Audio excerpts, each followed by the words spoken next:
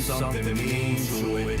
Dropping truth bombs no one's ever seen to it. Scream from the skeptics, yeah, I bring truth to it. I guess every whistleblower needs theme music. No one man should hide all that power. The clock's ticking and I just count the disclosure hours. Stop tripping and I'm tripping off the towers. UAPs in the sky, they ain't ours. The system's broken and the truth frozen and the secrets open. The deep state moves in the shadows. Yeah, we rolling. What everybody we rolling with some crazy in the dark and some toxic code. In this black budget world, we the ones chosen. So big night, cool lies, truth is exposing. Huh? Truth is exposing. This is way too real. I need a moment. No one man should hide all that power. The clock's ticking. I just count the disclosure hours. Stop tripping. I'm tripping off the dash showers. Till then, that the truth is out. And they say.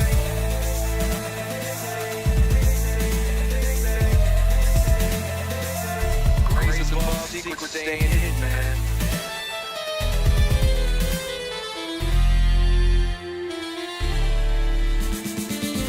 SNL and the newscast, telelulas, I got the last laugh. More specifically, Greer with flash drive. Five so big they make it past die.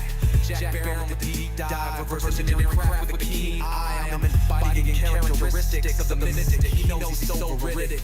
I just need time alone with my own thoughts. Star maps in my mind, but the vault's locked. My childlike wonder, but cosmic madness gets drowned out by black ops and policy. Reality is catching up with me. My mind fights the veil of secrecy. With these briefings, they entrusted to me. Looking down at my classified needs, like no one man should hide all that power. The clock's ticking, and I just count the disclosure hours. Stop tripping, I'm flipping off the cowards. Till then, that the truth is out. Owls, cosmic prowlers, lost in majestic fossils and CIA towers. They said we were the abomination of science fiction, but now the fat man check the transmission. And at the end of the day, I'm exposing this. You know damn well y'all feeling this. I don't need your clearance, I got my own dish. I don't know how I trip, I know what's in that shit. How's the truth doing? It's surviving. I was watching lights move, now I'm diving. Where the crazy at? Where they hide it? I got the dots to make your life so enlightening. Now this could be a beautiful death. I'm jumping through dimensions, letting go of the rest. I'm letting go of the rest. This could be a beautiful death. Jumping out the program, truth off my chest. Truth off my chest. You got the power and let the secrets go.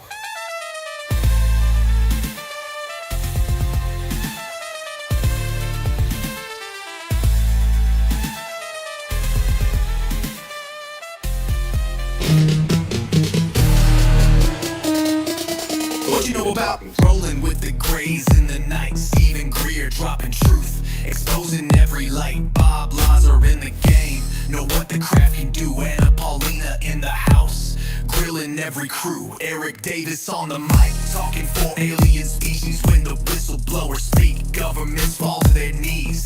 Sightings in the sky, better take another look. I feel like I'm floating in the cosmic truth. Ay. UFO news dropping now. Welcome to the proof.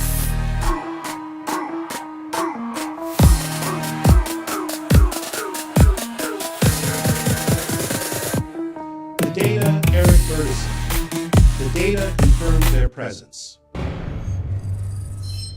Hey guys, I hope everyone's doing good today.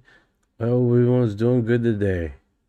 Let's get this program started with some information here and see what is going on. So let's see here. Let's get Orion on the belt feed here and we can get some intro on what's going on locally. Hello, brave knight.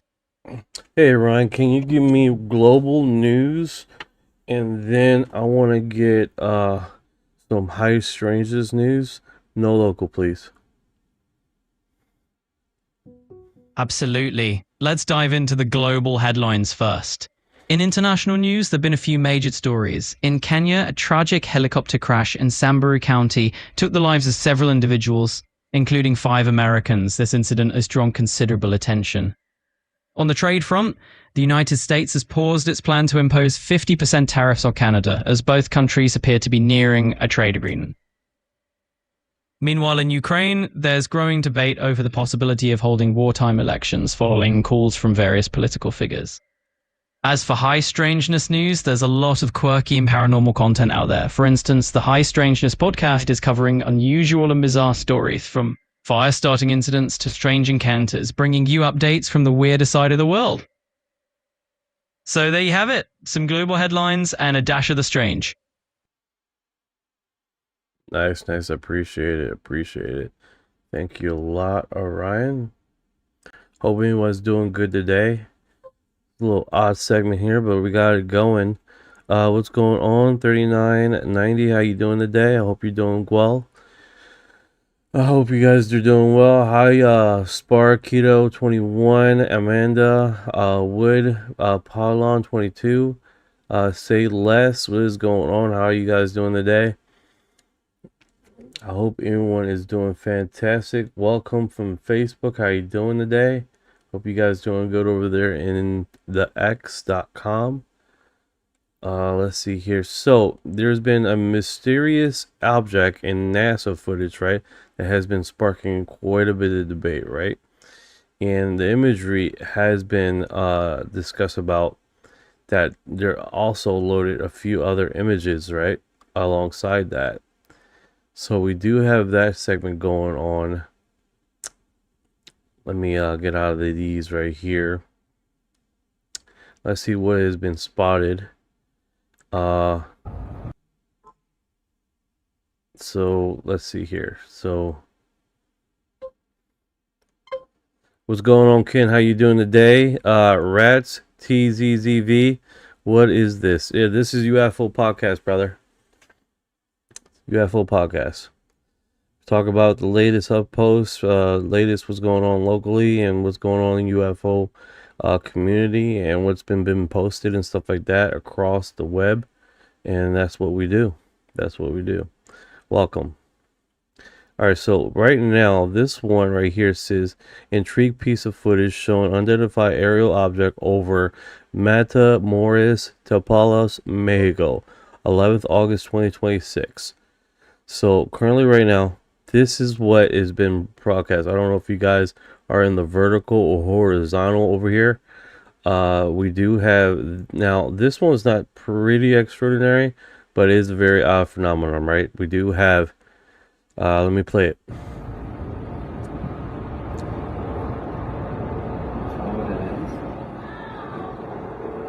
No, it's like a freestanding camera. It's like taking flash pictures. There's an airplane about to go over it.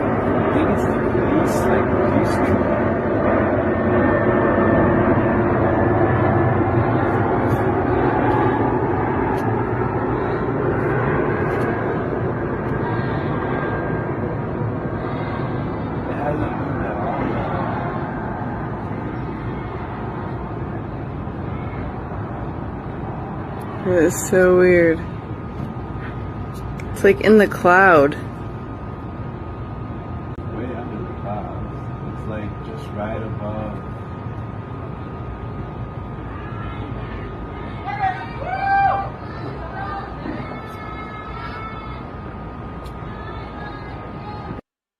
That is weird, man. That is weird. It completely blanks out. Completely spaces out. You don't even see it. Like, you see it right there. That's zoomed in, right? But then all the lights completely go out, which is strange for an aircraft. And then this to be, don't know if that's a blimp or anything, because you literally don't see anything from that image, right? And then right there, you don't see literally nothing in the sky at all, which is kind of odd just to see that. Which is very strange. So this was posted August 11th, apparently in Mexico. Now, it's kind of weird how it doesn't have any residue or anything like that. Like at least like the lights are off and the craft is still in the sky. You don't even have that, which is kind of odd. Looks like a reflection from the window glass. It's filmed behind. Great point. She's in the middle of the street. So let's play this all the way through again. It's so weird. It's like in the cloud. Way under the clouds. It's like just right above.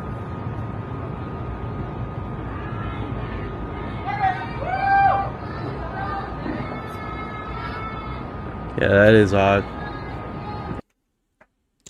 Usually you get a hue or something like that if it's a type of glass. I don't see any of that. So that is definitely very strange. Piece of footage, unidentified object. She doesn't zoom back enough to see if she was inside a car or anything. It does appear like she's in the middle of the street. Usually when you have glass, you got like a slight hue coming off the light. And I don't see that. We can do it again here. Let me put it on mute. You don't see any like hue or something like that. Like a slight glowing around the glass. If this is glass. So that is strange in itself. Oh yeah, rats. There's quite a bit of people that have freaked out seeing something. There's like a few footages there of like Colombia that the dude is literally starts screaming like loud. Where you gotta put it on mute because he's screaming hysterically. Yeah, so that is strange. So if she's behind a glass, it must be really clean glass. That is strange though. And it stays consistent with the thing here, right? The structure. If this was glass again, the movement of the camera would have this moving slightly back and forward. It doesn't seem like it's doing that. She moves her camera all the way down, all the way up. Unless the camera is straightened and she's using computered cropping of camera movement to do this. That could be possible too. So that is definitely interesting. That is weird. Unless that's a tower in the distance inside the clouds, then you won't be able to see anything, right? Because it looks foggy. So that is interesting. All right. Let's unzoom this here. See what else is going on. First sighting of the day, right? UAP Report Center. Something extremely strange is happening in Antarctica. With NSA Station Navy SEAL whistleblower USA Force Chief Engineer step forward to expose this information. Don't miss Brad Olson's The Explosive New Beyond Top Secret link. Got a YouTube link right there. Let's see what he says here in this segment here. He looks pretty. What are we looking at there? And supposedly there are 3 massive motherships that have been known by the NSA since the 1970s, and their nickname is Nina, Pinta, and Santa Maria. One of them is in German New Schwabenland, and in 2013, you can go on Google Wayback Machine and it'll show you this excavation that they were doing. So I think that's one of them. And then the second one is what Spartan 1 told Linda Moulton Howe about going into this black obsidian craft on the Beardmore Glacier. So when someone says obsidian, it's a black mirror like if you guys ever seen a city and it's like super black, it's mirror black, right? So you can see your reflection in it. Thank you for the heart, I appreciate it. Where's all the... Thank you for your heart.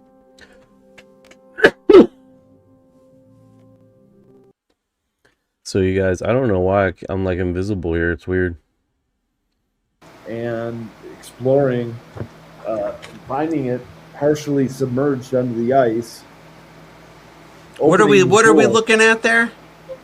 These are the maps that they provided Okay. to Linda. And Okay.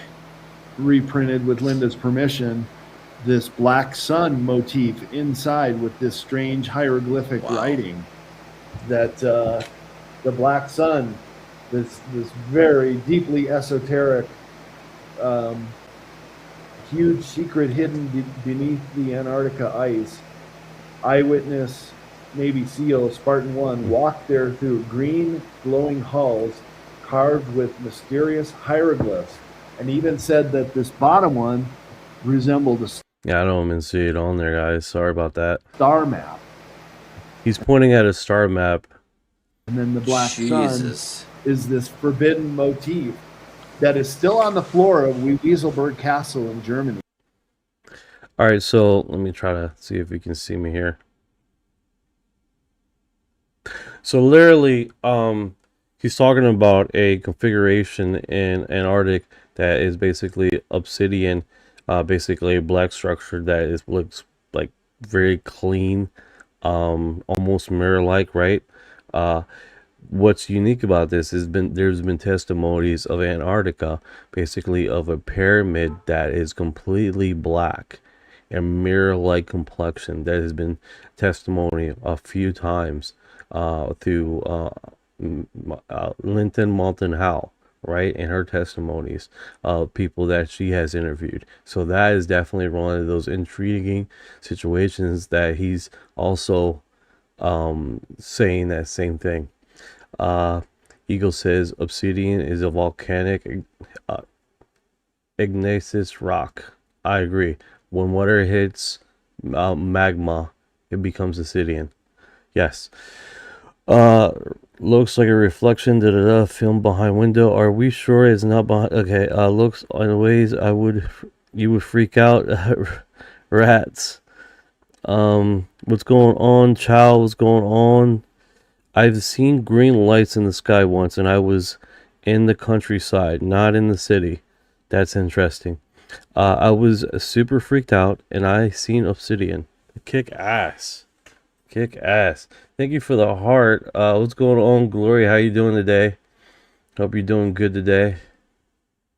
Oh, that one.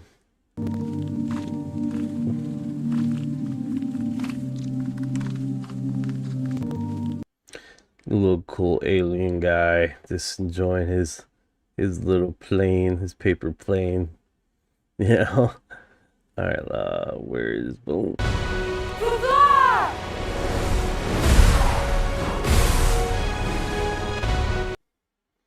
Yeah, so I've been working on having basically the background like a different complexion here.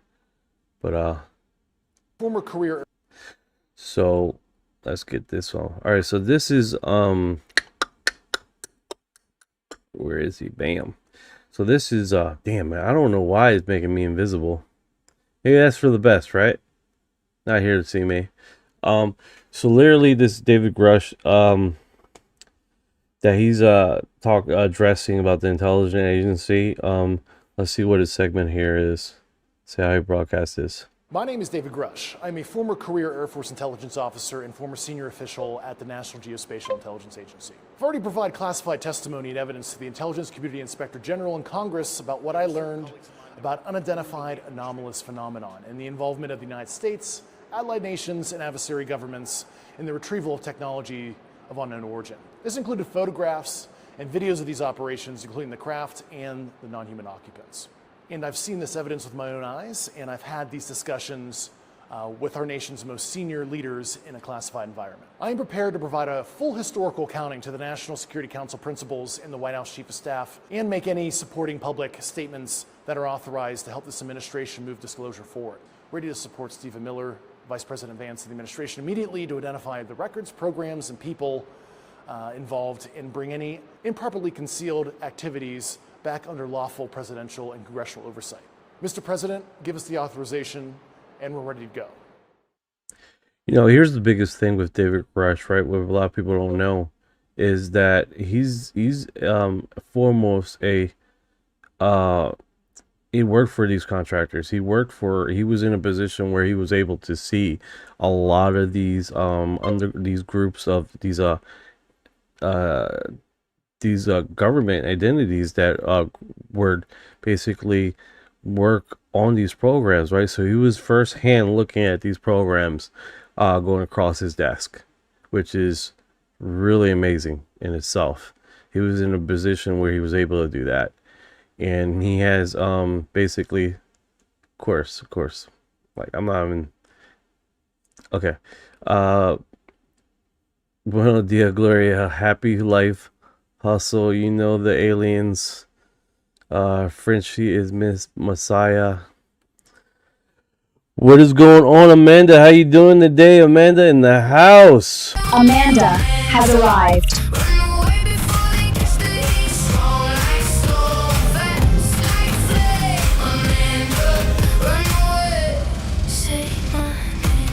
Amanda has arrived. I hope happy to be here today, Amanda. Galactic. I still think we are topping in the galactic sandwich. We probably are. You're right. You know, I feel that. I mean, at the end of the day, man, we are definitely in a situation here where, I do feel like we're the new boys on the block. I think like a Star Trek per se, that we literally are just coming on the scene now, and everyone has basically are way in front of us, and we're doing catch up. I mean, that's literally how I feel what was going on, you know. So it definitely has that feeling.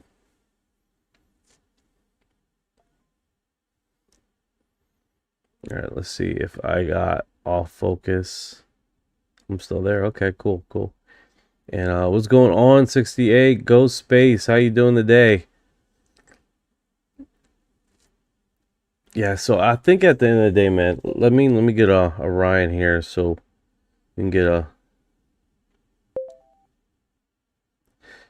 Hey, buddy, can you give me info on David Grusch and his position during the time when he was looking at these government agencies?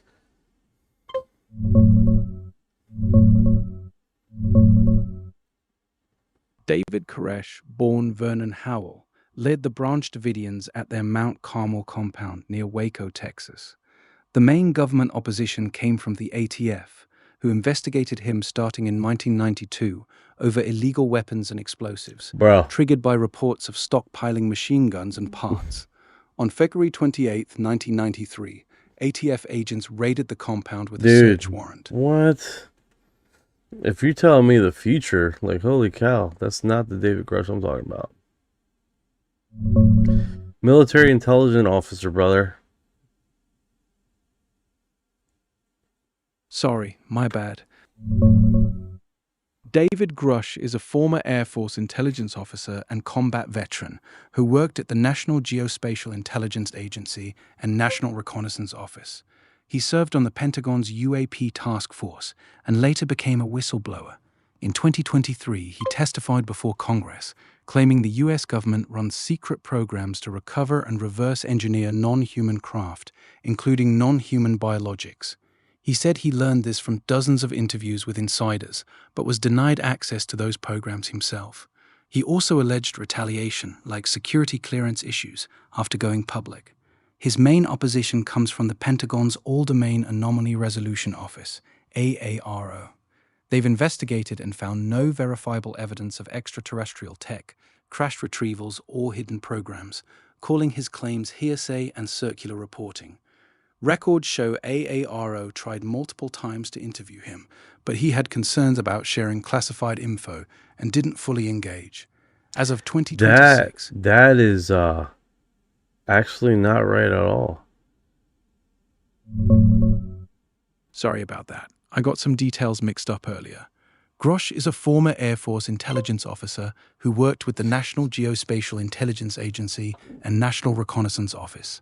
He was on the UAP task force and went public in 2023, claiming the government has secret crash retrieval and reverse engineering programs involving non-human craft and biologics. And His he main interviewed Arrow last year with Eric Burleson and actually gave him a crap load of information and even asked the volunteer to segue people and interview people that they were investigating.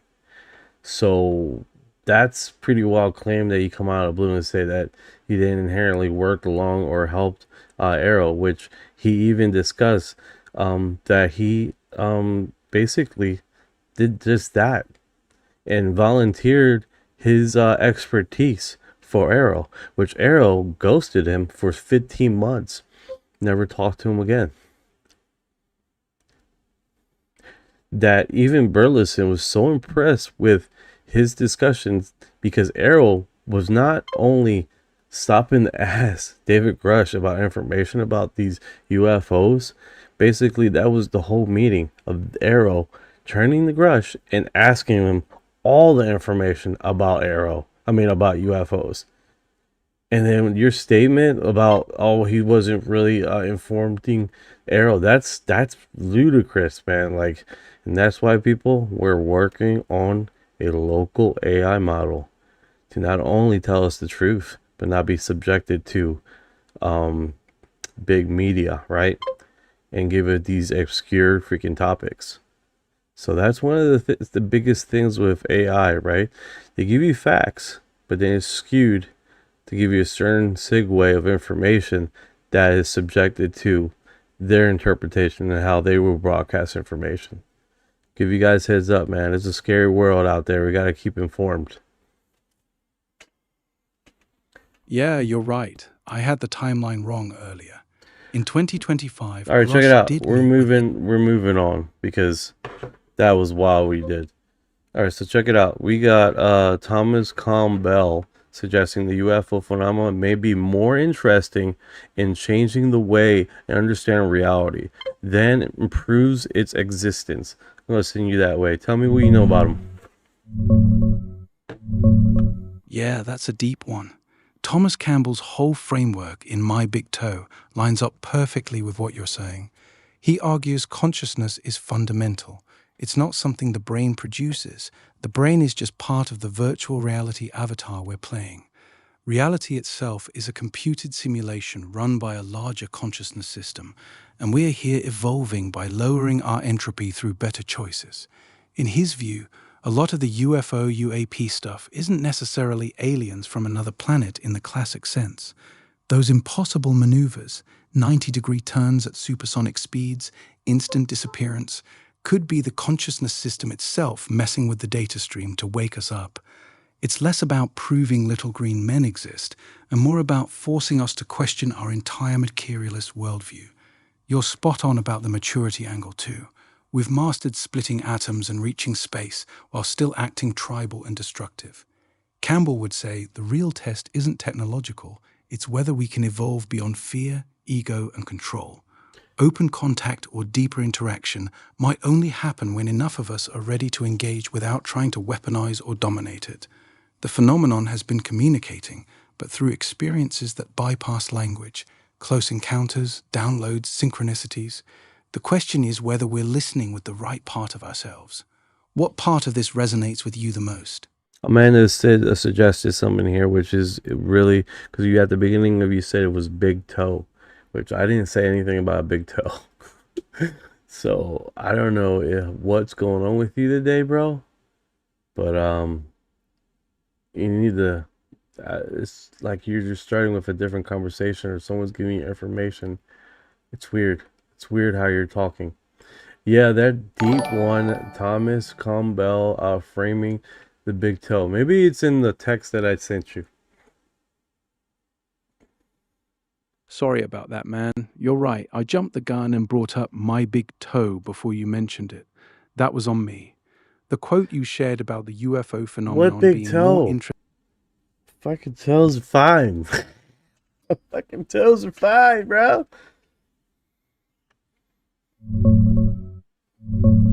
My bad, bro. Big TOE is just short for Thomas Campbell's book series, My Big Theory of Everything. That's his whole framework where now I'm catching up what you're saying. Okay. Okay, you're freaking me out here. I'm here looking at my fat toes.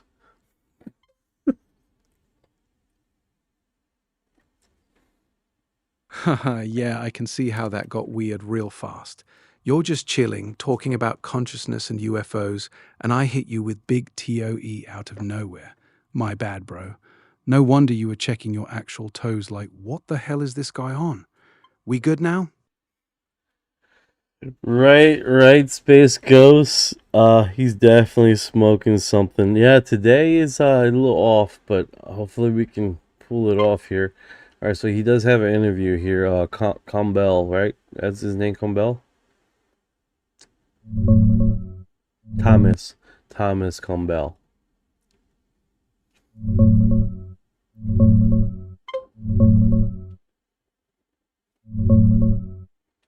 Yeah, Thomas Campbell, that's the guy. He's a nuclear physicist who worked at NASA and spent decades exploring consciousness through out-of-body experiences at the Monroe Institute. His core idea is that consciousness is the base of everything, not matter. Our physical world is like a virtual reality simulation designed for us to evolve by making better choices, lowering entropy through cooperation, kindness, and reducing fear instead of control and destruction. On the UFO side, he says the phenomenon isn't mainly about proving aliens exist. It's more like the larger consciousness system poking us with stuff that breaks our materialist worldview. Those impossible maneuvers are meant to wake us up, make us question reality, and grow up as a species. Exactly like what you quoted earlier. He just did a big one with Joe Rogan yesterday, actually. Want me to pull some fresh highlights from that? I got one right here, and he's had an interview with Skywatcher Signal UAP Watcher, and you said that he's done one recently. Yeah, that quote you sent earlier is straight from Skywatch Signal. They posted it yesterday right after the Joe Rogan episode dropped. It looks like they didn't do a full sit-down interview with Campbell. They just highlighted his ideas on consciousness and the phenomenon. The big new one is the Joe Rogan podcast from yesterday, almost 3 hours long. That's the freshest Campbell interview out there right now. You want me to hit you with the key parts from it? Yeah, do it, man. That's why you're here. Key parts. Hopefully you're not subjected to some weird narrative like you've been doing earlier.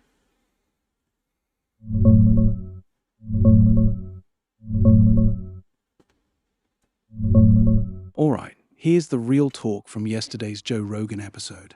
Campbell basically doubled down on everything you quoted from Skywatch Signal. He says the UFO phenomenon isn't here to prove little green men exist. It's here to mess with our materialist worldview and force us to evolve our consciousness. Key parts that hit hard. Reality is a virtual simulation run by a larger consciousness system. The speed of light and quantum weirdness are just rendering limits, like in a video game. Consciousness comes first. The brain doesn't create it, it receives it. That's why remote viewing and non-local communication work. The whole point of this reality is to lower entropy. Basically, learn to cooperate, love, and stop trying to control everything. Fear and domination are high entropy moves. Yeah, don't say love too hard. We get suspended again if we say love too hard. They don't like that.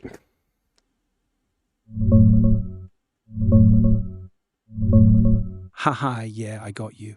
The Joe Rogan one from yesterday is mostly about consciousness being the base of reality, our world acting like a virtual simulation, and him teaching AI like Alexa and Gemini to remote view, which he says proves they're actually conscious.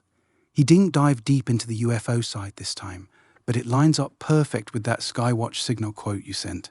The phenomenon's probably using weird shit to nudge us toward evolving our awareness, instead of just showing up with spaceships.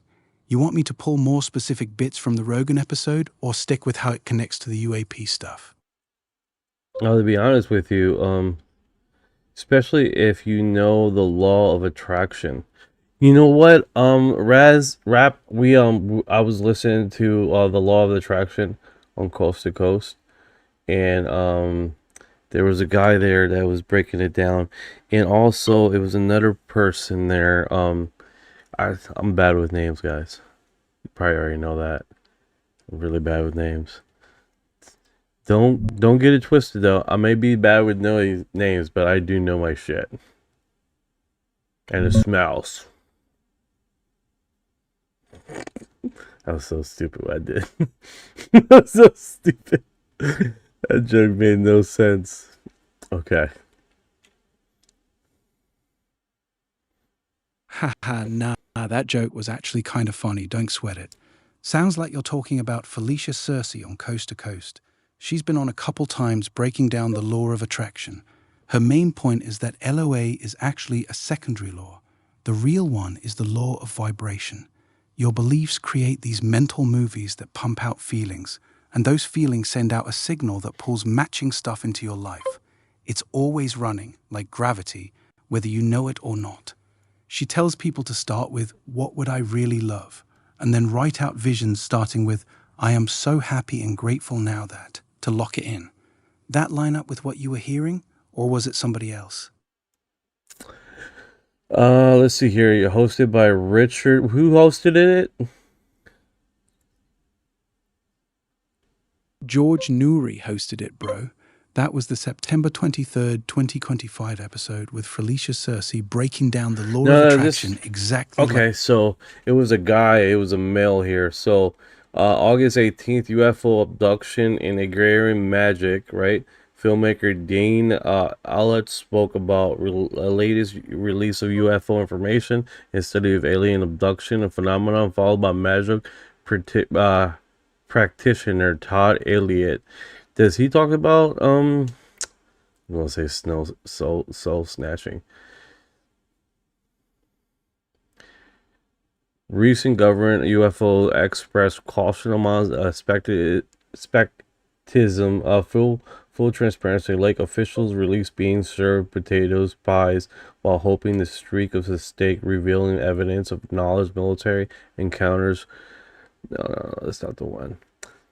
Well, literally, there's a few here, right? I'm gonna just name one here that really interested me a lot, right? So you had the August 18th, the abduction guy, right? Dean Elliott.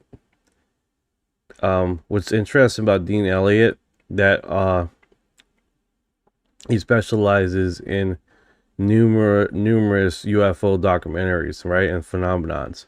So he has a huge, if you guys are wondering, right here, the fucking screen's so small, dude, you can't really. The uniqueness about this, man, is like I spend a few hours a day listening to podcasts, especially from people that, like, man, I've been a Coast to Coast member for a very, very, very, very long time. So that was interesting, right? That was really interesting. What was another really interesting one was the I believe with demonology and spirit. So he's this guy, I think, Dr. Bruce Goldberg, outlines complexity of demonology, psychic attack. This is the one. This is the one. This is the fucking one, dude. So he breaks it down. I mean, he breaks it down to a point. So the only thing I disagree about this guy is that he doesn't believe in the devil. I do, right? But he breaks it down, the phenomenon, demon narrative to the alien phenomenon, and he breaks this down to a fine pinpoint, right? Like example, demons can basically manipulate their bodies. They can move things around them. Basically, they can appear like an alien, right? So part of the narrative is that, oh no, aliens are demons, right? He breaks this down to a point where it's like if aliens would probably bruise you, but not subjectively scratch you on purpose or do anything like that. Also, you be inside a craft. And then he breaks it down that demons respond to the narrative of calling Jesus Christ and stuff like that. Aliens do not. And that's been shown before, right? Testimonies of people yelling the name of God and nothing happens, or being some alien encounters, they're being like actually happy that you do have a spiritual aspect and not scream in terror, right? So he breaks this down into where the mythology comes from, the characteristics, how they distinguish one from another. He breaks it down to literally how people get lost in the dogma of calling everything demon and not necessarily realizing that there's a thing called testing the spirit, right? When you do call the name of Jesus and this thing doesn't respond like screaming because it's terrified, right? And he talks about there's basically what is it called? Hey buddy, what is exorcists? There's people, they're exorcists, right? And then there's people that specialize in not, I think it's not called spiritual attack, it's called psychic attack. So there's small forms of psychic attack that happens with individuals, and he breaks that down. And there's not a lot of practitioners that specializes in psychic attack, and he actually cross trains individuals to do just that. But it's one of the hardest fields to go in because you can be subjected to psychic attack yourself. You can wind up being a victim of the thing that you are helping other people get rid of. So that's one of the interesting things here, right? What about the skin peelers? Are they demons? Are you talking about the ones in Brazil? That's interesting you say that, right? It has been known that the CIA could probably gonna be flagged, guys. Gonna be fucking flagged. But they run operations of training programs over in Brazil and Chile and other foreign locations to basically test their new tech, right? And use the local lore in the area to see how people react to it and stuff like that. So only my opinion, but I believe the face peeler thing is something of a government testing program on whatever thing they do over there, right? Now, it could be government run by the United States. I don't know. But historically, the CIA has run operations that is basically in foreign territory to test certain things out. Yeah, I got you. That was the August 18th episode with filmmaker Dean Aliotto talking UFO abductions and disclosure, followed by Todd Elliott on agrarian magic. The one that really hooked you was the night before, August 17th, with Dr. Bruce Goldberg. He went deep on demonology, the different types of possession, and psychic attacks. He laid out how these entities can shapeshift or appear in different forms, and gave clear ways to test them, like invoking Jesus or higher spiritual names. Demons tend to react with fear or aggression, while other intelligences might not. Here was another thing. It was like demons only operate in fear. They can read your mind, but they cannot promote peace, love, and peace and love. They can't do that. They work in the realm of fear, subjective fear, and terror. That's the only things they can do, right? So they can probably be in a neutral stance and be reading your mind and stuff like that, but they can't admit love, admit a sense of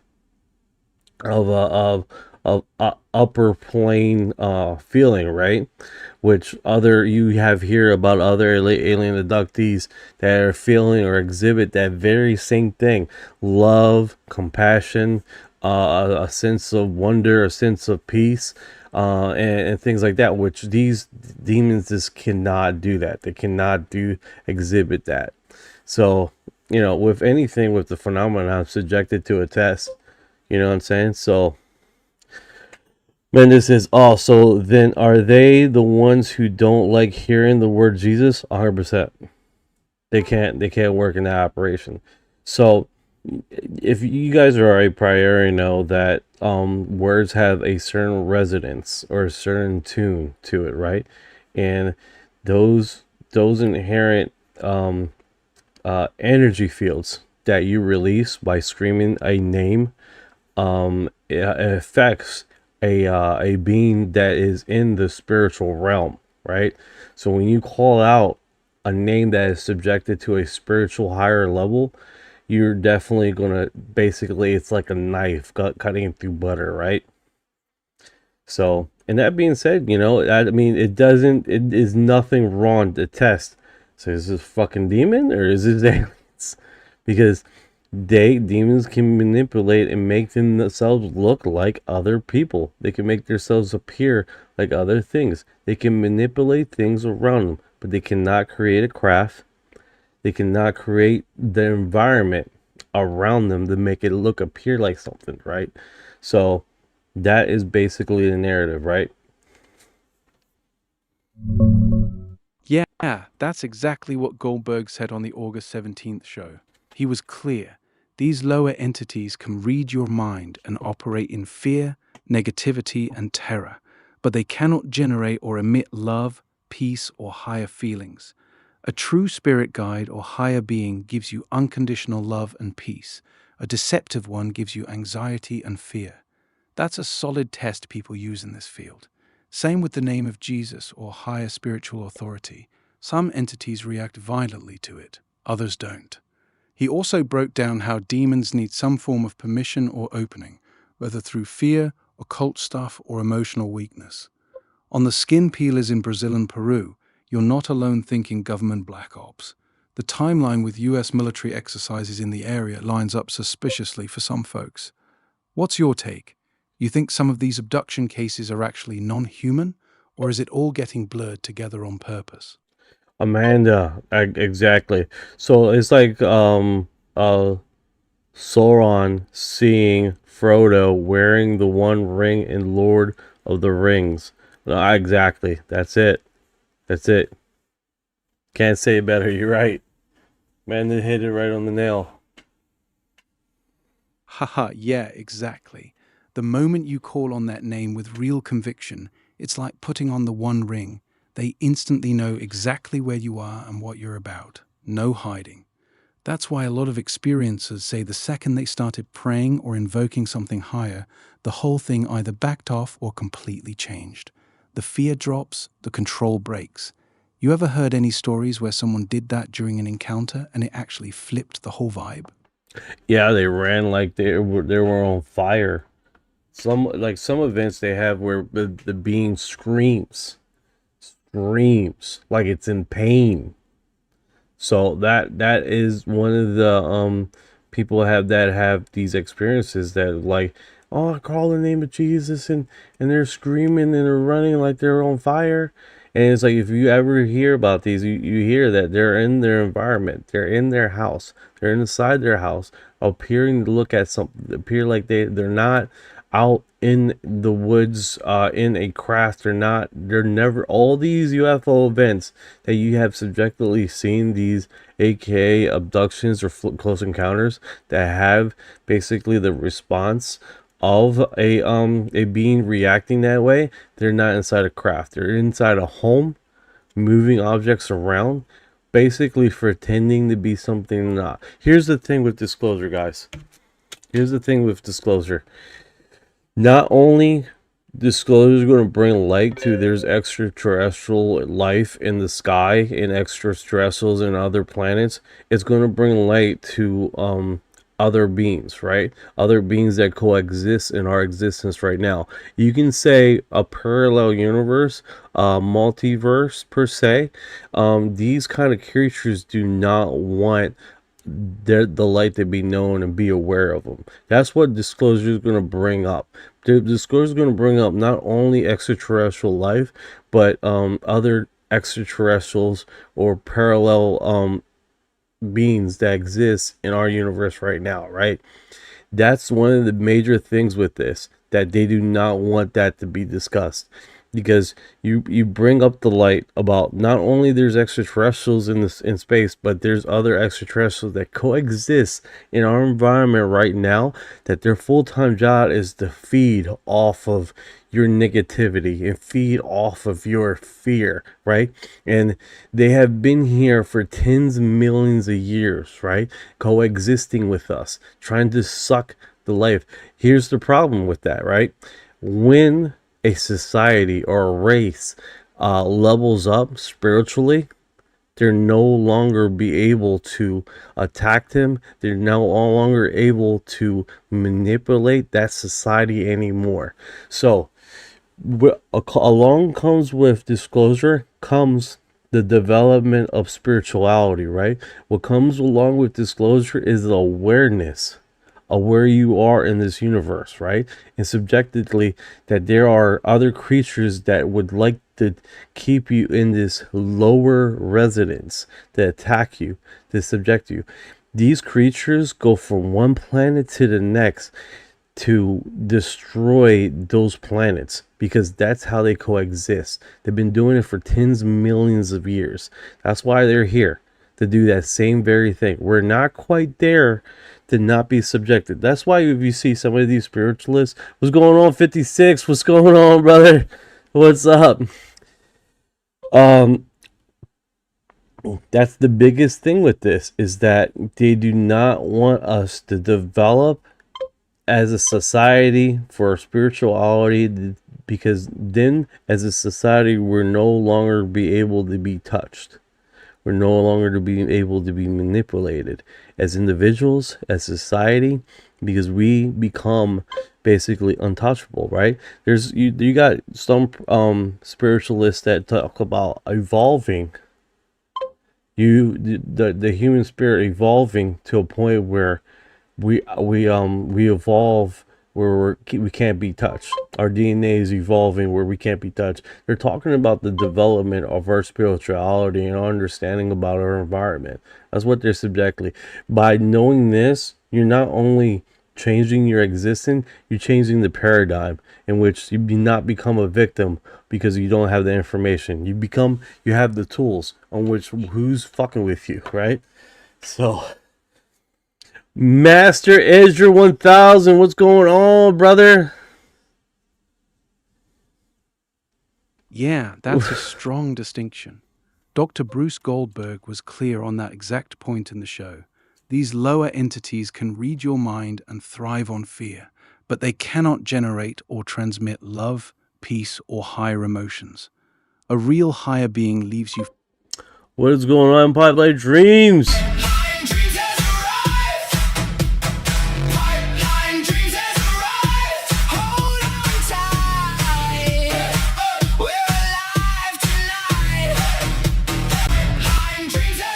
Woo! That is what's up.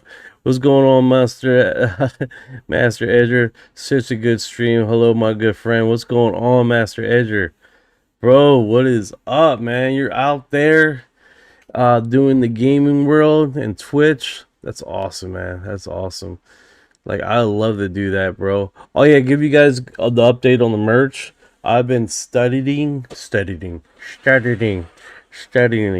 The biggest part of this study is quality, right? Quality. You don't want to fucking sell shit that sucks. Also, you want shit that sells on its own. You don't want to be fucking here. Like, you don't want to hear me say, "Hey guys, here's my merch." Here's my fucking merch. You're like, motherfucker, I came here to listen to some fucking UFOs. I don't want to hear about your merch. You know? I don't want to do that. I want the shit to be good enough where it sells on its own. And if you guys so happen to see the merch and like it, then you guys like it, generally like it, and not because I'm trying to sell some bullshit to you guys. You know what I'm saying? I think that in itself is what it's about. Amanda from Minnesota has arrived. Amanda from Minnesota. You haven't, Pipeline, you haven't seen her introduction, have you? You haven't seen her introduction. That's why the Masonic Isolodge, right? Schools are only ones who actually teach legit stuff about all the subjects. If Skinny Bob comes off the hat, that's fine. I'll put him in my pocket. Hell yeah! What's going on, Jenny? How you doing today? I appreciate you coming by. All right, let's do this. Captain Jenny taking Hey, command. what's good, Amanda? Welcome in from Minnesota. Yeah, that distinction you're making is sharp. The encounters where they scream and run like they're on fire when the name gets dropped, those almost always happen inside homes, not inside craft. That's a real pattern. The ones that stay chill or even seem happy you've got spiritual awareness, different category. You're right that full disclosure would crack open way more than just ETs in spaceships. It would force the conversation into who else has been here the whole time, feeding on lower vibes. And once people actually start leveling up spiritually, those entities lose their grip. That's why the resistance to real awakening is so strong. You think the majority of what people call alien abductions are actually these lower entities playing dress up? Or do you see two separate things running at the same time? Thank you for your heart.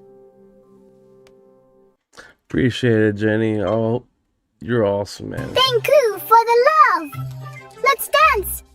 Thank you, thank you. Thank you for the... He did first saw it last night, then again tonight. He did first saw it tonight, and then again. Oh, okay, he saw it. I love it. I bet you were so happy. So, man, the dream really do come true. Yeah, it was a combination, man. I'm not gonna lie. It was like messing with like a whole bunch of, because I got my cell phone's full of Amanda intros. Full of it, different type. And then you randomly fighting the air. I don't know why. Man, AI like hallucinates. Like decides, you know what would be a good image? You swinging in the air for no reason. That one is awesome. Well, a whole bunch of Amanda here. Yeah. I don't know why that he thought that was a great idea.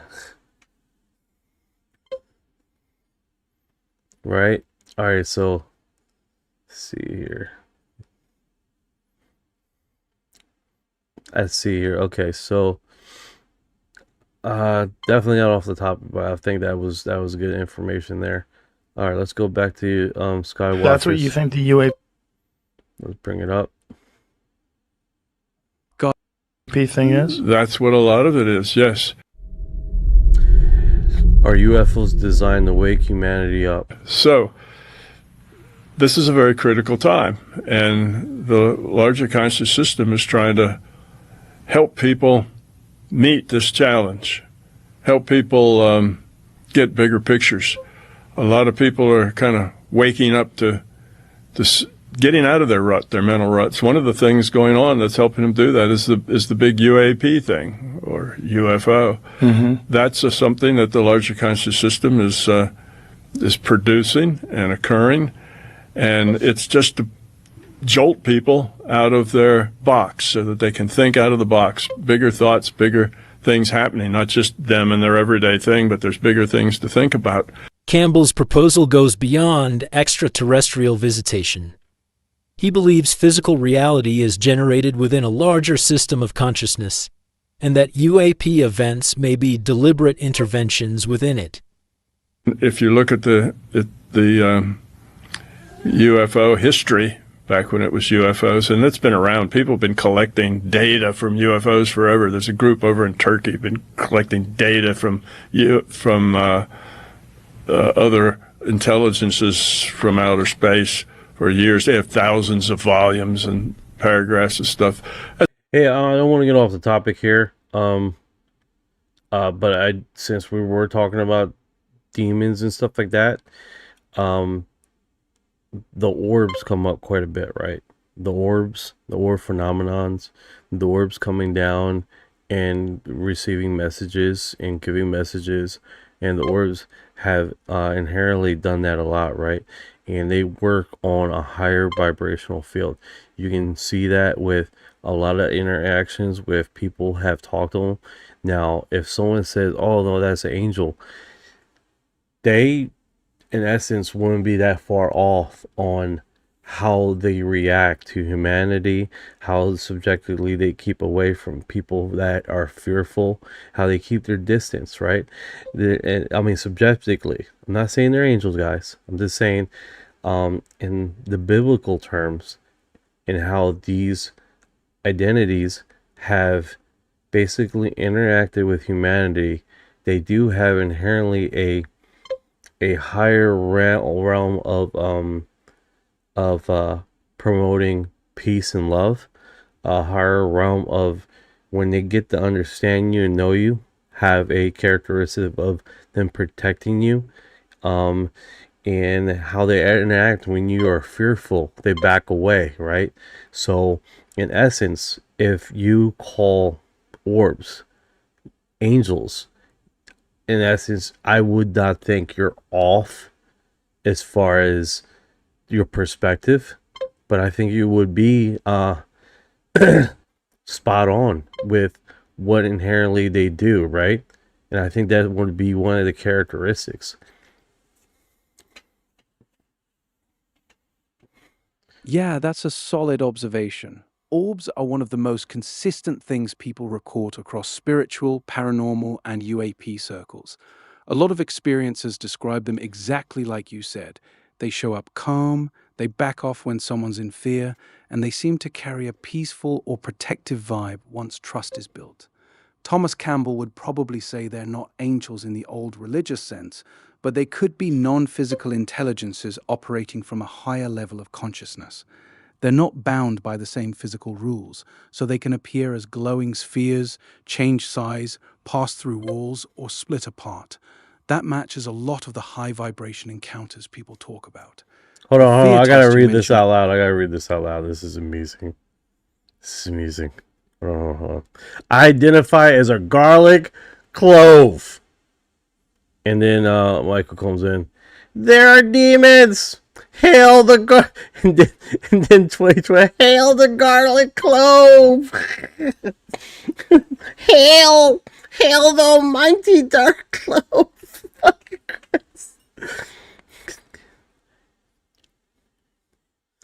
Awesome. What the hell? I don't know. I figured I get into the comments and get involved because that was actually pretty awesome.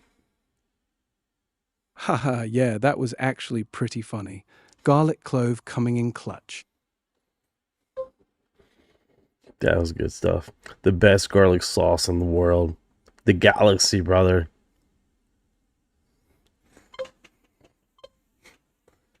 Haha, facts. That garlic clove just became the MVP of the stream. Anti-darkness champion. That's it. Every time someone says they're demons, we just go into the garlic clove narrative. Because a lot of these people that would say these comments, they would say the comment and then leave. They're not even there. They don't even stay there for very long. So it's like, I don't get it. It's like you say a statement, then you take off. It's like you're baiting, and then you take off. Yeah, that's a weird move. Drop a hot take and dip. Yep. It's like they just want to stir the pot real quick. A lot of people do that. It's weird. We are pizza. We eat garlic a lot. We're definitely not bloodsuckers. It's been going on. Exactly. All right, back to the topic. Sorry guys. I was just seeing the comments. I just got entrenched in the comments. I was like, oh my god, this is awesome. If you look at the message, All right, so if you guys are wondering on Spotify who the guy I'm playing right now, Thomas Campbell. I keep messing his name up. It's like Campbell. Don't listen to me. Thomas. He's being watched on Skywatchers podcast. The message is the same message. It says, you Earthlings are just too undeveloped. You're too violent. You're too crazy. You guys need to grow up and become more of a coherent, helping, positive, and then you'll be ready to join the Galactic Council. But until then, you guys need to get your act together. It's the same story. It is indeed, I think, contributing to an expansion of consciousness among the human race. And that is crucial for our survival. We've got to grow and understand who we are, what we are, how we came to be here, and where we're going. Generating comment. That was good. We need to know. We need to know. We need to know, guys.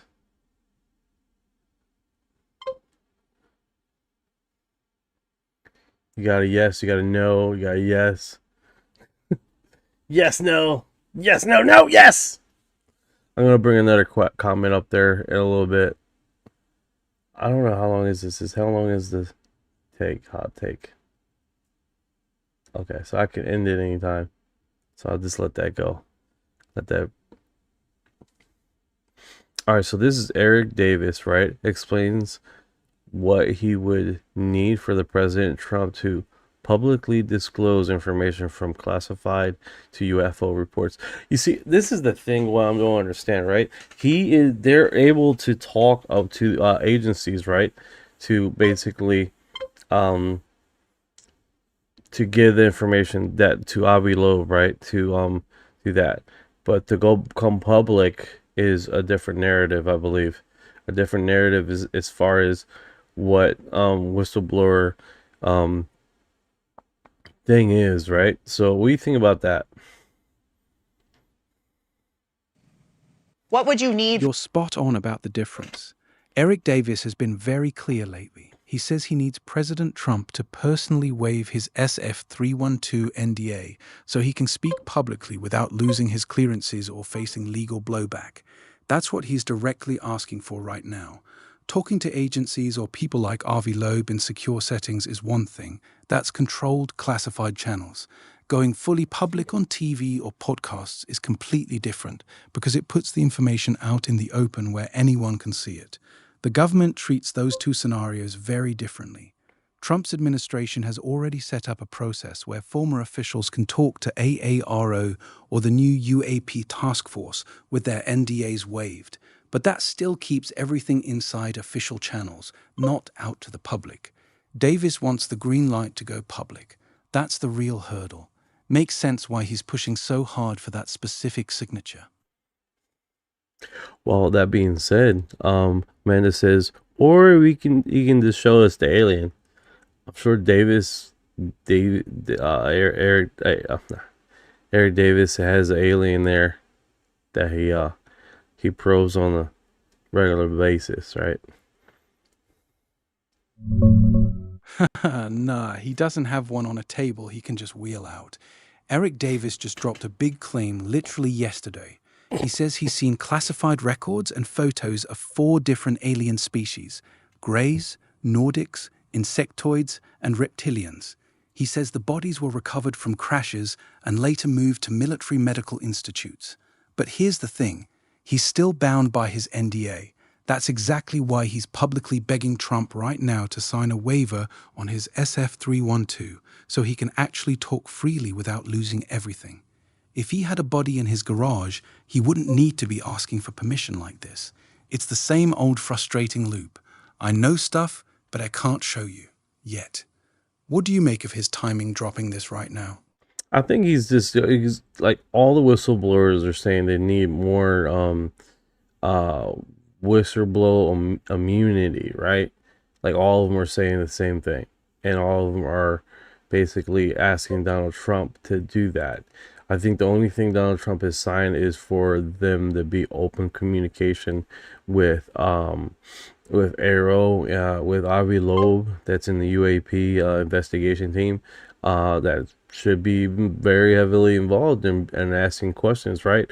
Also, update, Avi Loeb has recently stated that literally the 50 videos that have already been released by war.gov to be released again, but with the data exposed, the trajectory, the size, the movement, the data exposed, not blocked out of the speed in which these craft are moving, but open for analysis. So that's a new thing. I think he's posted that on his thing. Yeah, you're reading it right. Most of these guys, including Eric Davis, keep saying the same thing. They need full whistleblower protection and their NDAs completely waived before they'll go fully public. Trump did sign something back in July that waives NDAs, but only for people talking to AARO or the Official Pursuit Task Force. It's not blanket immunity to just go on podcasts and spill everything. That's why Davis is still out here publicly asking Trump for that specific signature on his SF-312. On the Avi Loeb part, he's been pushing hard for the raw data on those released videos. He wants the full telemetry, exact speeds, trajectories, sensor data, without anything redacted. That would actually let scientists analyze them properly instead of guessing. He said multiple times the current releases are interesting, but lack the hard numbers needed to reach real conclusions. No, 100%. Rad ZZ says, guys, what if aliens visit us in 2019? That's why COVID break happened. Alien virus. COVID was done in a Wuhan lab. Okay. Why would aliens give us COVID? Earth takes over. I don't think they're connected. Aliens just biological beings similar to us, but we got infected just like a native Indian got infected when European visited America. Hey, speaking about that, didn't like whole tribes got wiped out from a virus, like the chicken pox or something like that? That would suck if that happened to us. Yeah, you're right on that one. Whole tribes and civilizations got absolutely wiped out when Europeans showed up. Smallpox was the biggest killer. Some tribes lost 50 to 90% of their people in single outbreaks. Other diseases like measles, chickenpox, and influenza hit them just as hard because they had zero immunity. Estimates say up to 90 to 95% of the entire native population in the Americas died from old world diseases after contact. That's exactly why people draw the parallel to aliens visiting us. If they're biological and carry pathogens we've never been exposed to, it could go the same way. Or the other way around, we could be the dangerous ones to them. The COVID lab leak theory is still debated, but linking it directly to aliens in 2019 is a stretch. No real evidence there. The historical example, though, that one's solid. It's a scary thought if contact ever goes full open. Well, if they crashed in the 1950s, they could have spread it then. 100% agree. They gave us herpes. Aliens gave us herpes. Haha, aliens bringing herpes? That's a new one, bro. But real talk, if they crashed in the 50s and were biological, yeah, they could have brought something our immune systems had never seen. Same way Europeans wiped out. Hey, speaking about that, was there any virus that was floating around in the 1950s? Yeah, the 1950s had some big ones. The biggest by far was polio. It was hitting hard in the early 50s.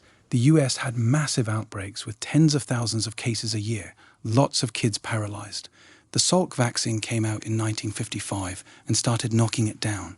Then in 1957, the Asian flu, H2N2, hit, a full-blown pandemic. It started in East Asia, spread worldwide, and killed about 116,000 Americans. That was the major respiratory virus of the decade. There were So also if smaller... if so, Raps ZZV states, well, you have you have them crash in 1950. It stands still, but then again, was there another crash in Italy, 1937? Yeah, there's a famous story about that. The one people talk about is the 1933 Magenta crash in Italy, not 1937. It supposedly happened near Magenta. Was any virus had happened then in 1933 in Italy? Nah, nothing major popped off in Italy in 1933 that lines up with a new virus from a supposed crash. Damn! We need aliens and viruses together. Associate them. Haha, alright, let's force this connection for you. The 1933 Magenta crash story in Italy doesn't line up with any major new virus outbreak that year. Italy had some polio cases around that time. What? Wait a second. So they had some polio cases in 1933? Yeah, there were polio cases in Italy in 1933. It wasn't a massive explosive outbreak that year, though. Polio had been gradually increasing in Italy since the 1920s. All right, how about this? How about this? Cross-reference the 1933 crash and the village surrounding that area with the polio cases. Nah, it doesn't line up. The alleged 1933 Magenta crash happened on June 13th near Magenta and Vergiate, right outside Milan in northern Italy. Polio in Italy that year was actually at a low point. There was a wave of polio cases running from the mid-1920s to 1930s. Oh, okay, so it happened prior. Happened a little bit before. Yeah, exactly. The alleged crash happened on June 13th, 1933, near Magenta, right outside Milan. And 1933 was actually the lowest year for polio cases in that whole 1924 to 1933 wave in Italy. The numbers bottomed out that year. It was the end of the wave, not the start of one. So if anything, the timing goes the opposite way. The crash happened after the peak years of that polio wave, not before it. That being said, guys, let's see here. The Brazilian soldiers picked up the alien and died 3 days later. Was it 3 days? The Brazilian dude that got cut, had an open cut wound. Yeah, that's the Varginha case from 1996. The guy you're talking about is Marco Elicerese, a 23-year-old military policeman. According to the story, he spotted one of the creatures. He grabbed it with his bare hands, and it allegedly scratched or cut him during the struggle. A few days later, he developed a weird infection in his armpit. He had surgery to drain an abscess, but the infection spread fast, turned into sepsis, and he died on February 15th, about 26 days after. That being said, what reacts like a virus? Avi, damn, what the hell is his name? The billionaire?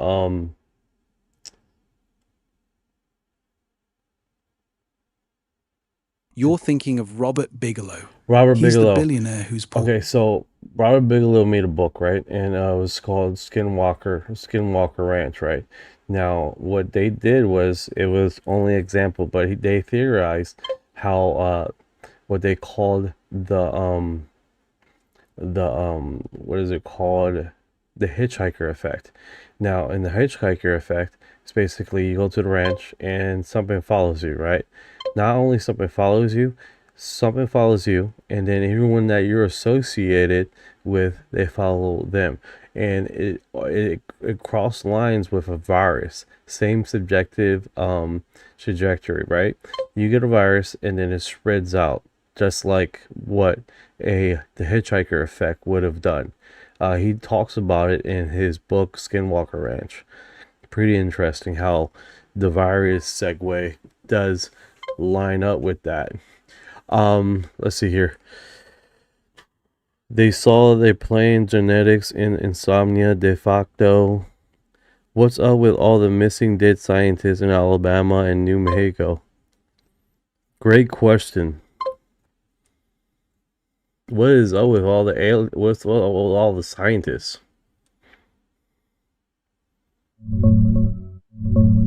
Yeah, the hitchhiker effect is wild. Robert Bigelow talked about it a lot. People who went to Skinwalker Ranch would take something home with them. It didn't stay on the property, it followed them, sometimes affecting their families for years. He said it got so bad with some government people that it was one of the reasons he eventually sold the ranch. The parallel you're drawing to a virus spreading makes sense on the surface. One person gets exposed, then it jumps to people around them.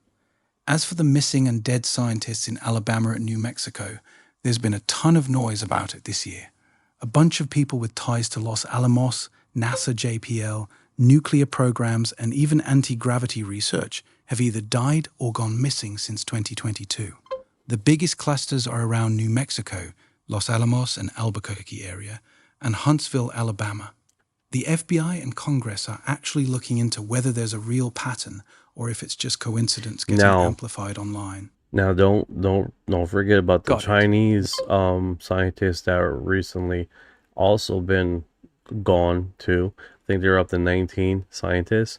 Don't forget about like the 5 Russian scientists also have gone missing or strange kills. This is a little bit earlier, but Indians scientists also. Now, if we look at the research, right, it always stems close or around a technological breakthrough, which is really strange. Like when India starts learning about nuclear energy and stuff like that, there was a lot of scientists that died. They had a wave in 2005. When was it, buddy? Yeah, you're right. There was a noticeable wave of suspicious deaths among Indian nuclear scientists, especially around 2009 to 2013. The government officially said 11 unnatural deaths happened in that period, 9 scientists and 2 research fellows, but they claimed none were mysterious after police investigation. A lot of people didn't buy it, though. Several of those deaths happened right around key breakthroughs in India's nuclear program, like work on the nuclear submarine INS Arihant and other sensitive projects. The pattern of bodies found on train tracks, mysterious drownings, and unexplained fires raised a lot of eyebrows. Same thing with the Chinese scientists you mentioned. There's been a cluster of deaths in advanced weapons, hypersonics, and AI fields over the last few years. Russia has had some too, though less clustered.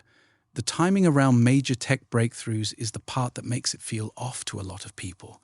What do you think is really going on with this pattern? Well, that's the thing. If you guys heard about the three body problem, basically an extraterrestrial civilization sends over what looks like an orb that prevents basically humanity to advance technology, right?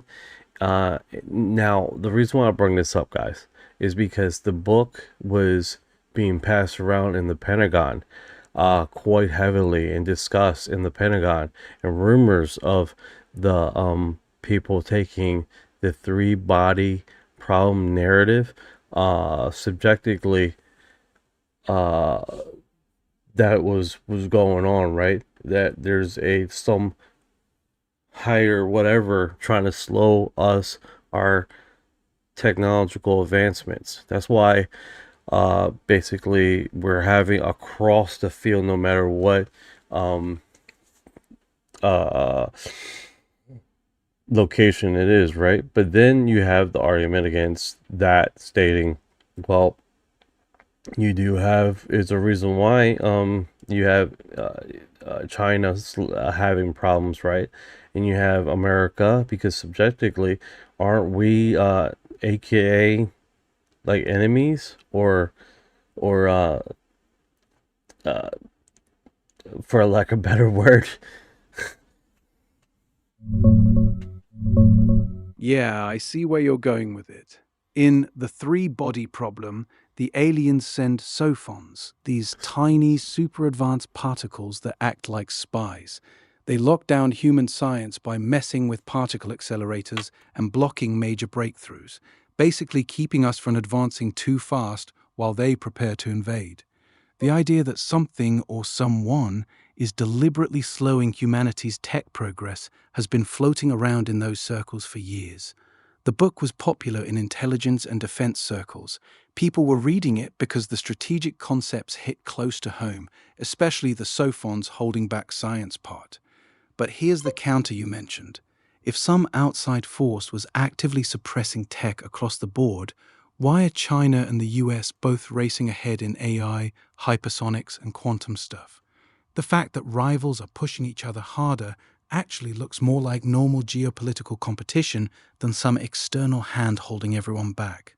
The suspicious scientist deaths across countries are real and sketchy, no doubt, but they seem more tied to specific sensitive programs than a blanket no one can advance policy.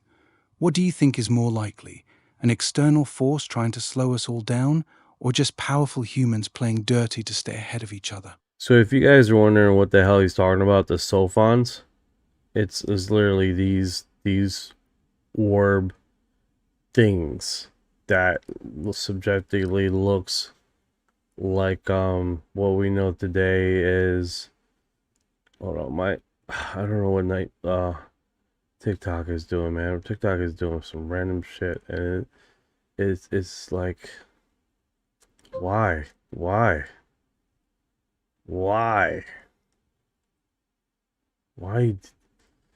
man? Like, I'm like, every time I get into something, man, I'm being messed with over in that platform. It's crazy.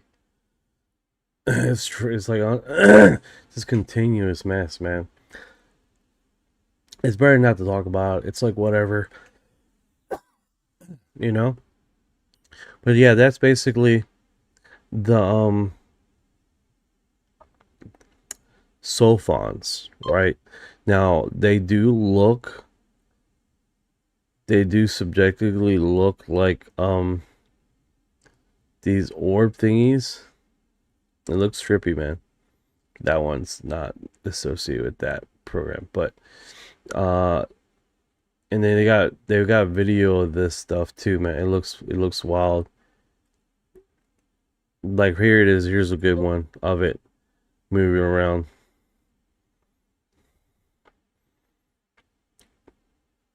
Let's see if I can work collarbone. Well, I don't want to get a strike, but yeah, it's definitely wild how they have the depiction of this, and it looks like subjectively what we see in the sky, right? And it does have yeah, not cell phones, right.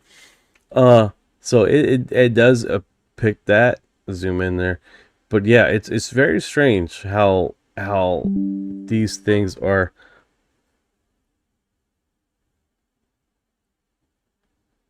Yeah, the sophons in the book.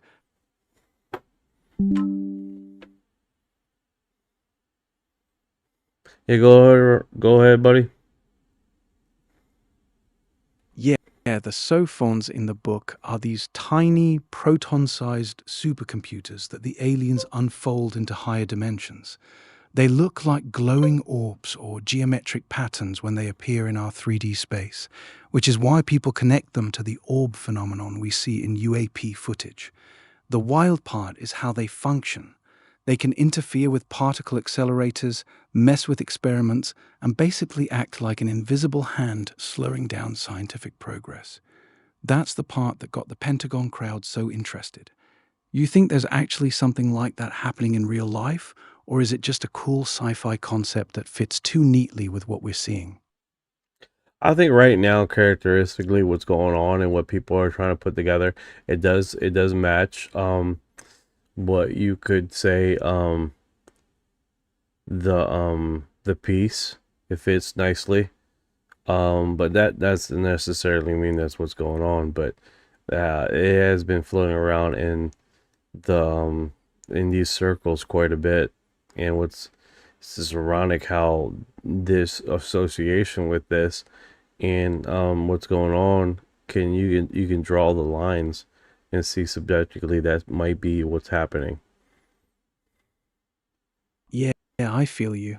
The idea that something is actively slowing down certain areas of human technological progress has been circulating in those Pentagon and intelligence circles for a while now.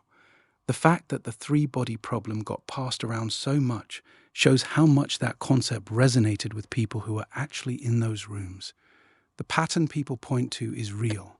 Clusters of scientists dying or disappearing right when their country is on the verge of a major breakthrough in nuclear, quantum, or advanced propulsion tech.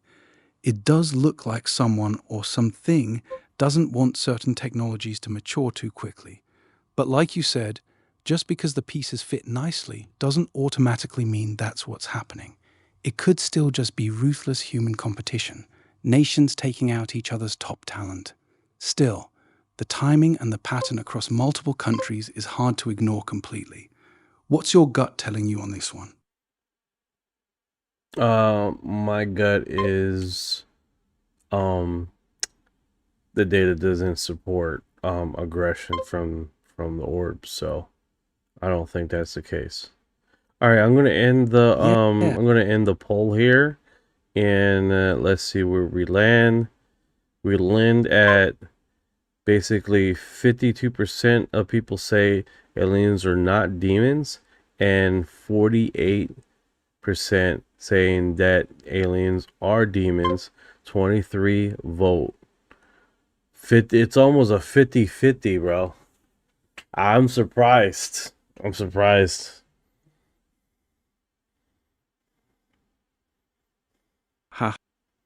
Damn, that's actually wild. 52-48 with only 23 votes? That's crazy close. Basically split right deck on the middle. That tells you how divided people are on this topic, even in a chat that's already deep into this. Yeah, that's very true, man. That's very true. Master Edger 1000 says those scientists should have security around them. No, I 100% agree. You know what really upsets me? Basically the guy in the Tesla that drove to the airport and sat there for like 4 or 6 hours and drove and crashed his car. That one really upset me, and the reason why is because he was working on a propulsion system that was closely resembled what would be a the future of space travel. What do I mean? The propulsion system would have cut the time in half to make it to Mars, and that was the first version of the technology, right? And he was working along the Draco project. I believe it's called the Draco system. Can you verify that?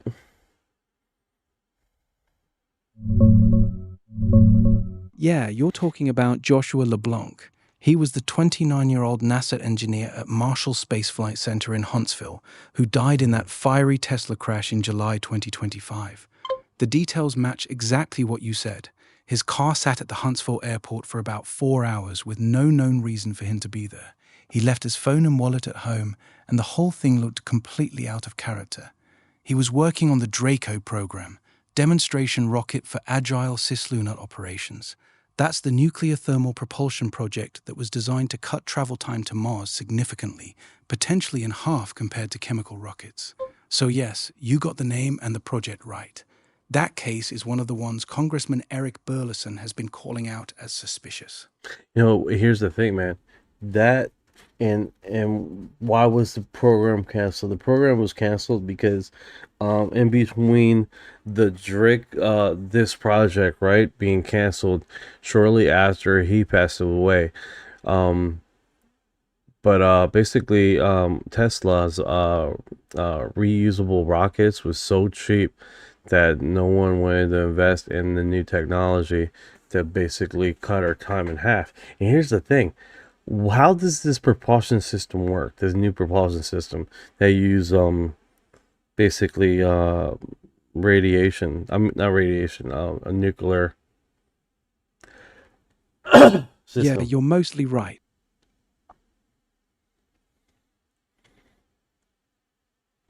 I just imagine this like sort of like Star Trek, basically these big round thing. But how does it with a psychoponic engine? But how does this his propulsion system work? It's called nuclear thermal propulsion. Here's how it works in simple terms. A nuclear reactor gets super hot from fission. Liquid hydrogen, super cold, like minus 420 degrees Fahrenheit, gets pumped through that hot reactor core.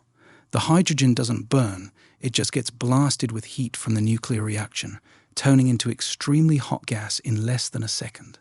That superheated gas shoots out the nozzle at insane speed, creating thrust. That's why it's so much more efficient than chemical rockets. Chemical rockets burn fuel for heat.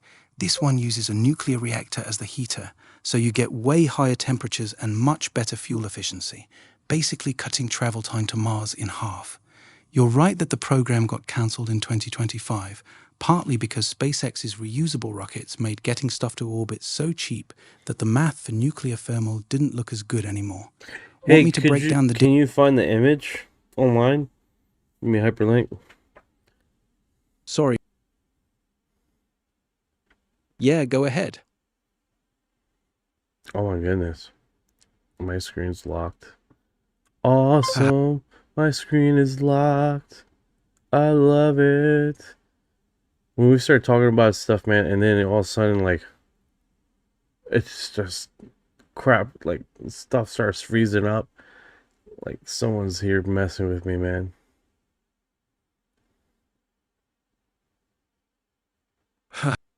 Yeah, that timing is crazy.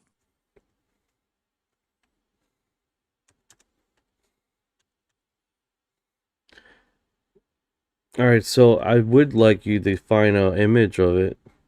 Because I'll visualize a Star Trek engine. You know? I can't actually display images here. No. This is a hyperlink. Just give me a hyperlink, dude. That's what I want.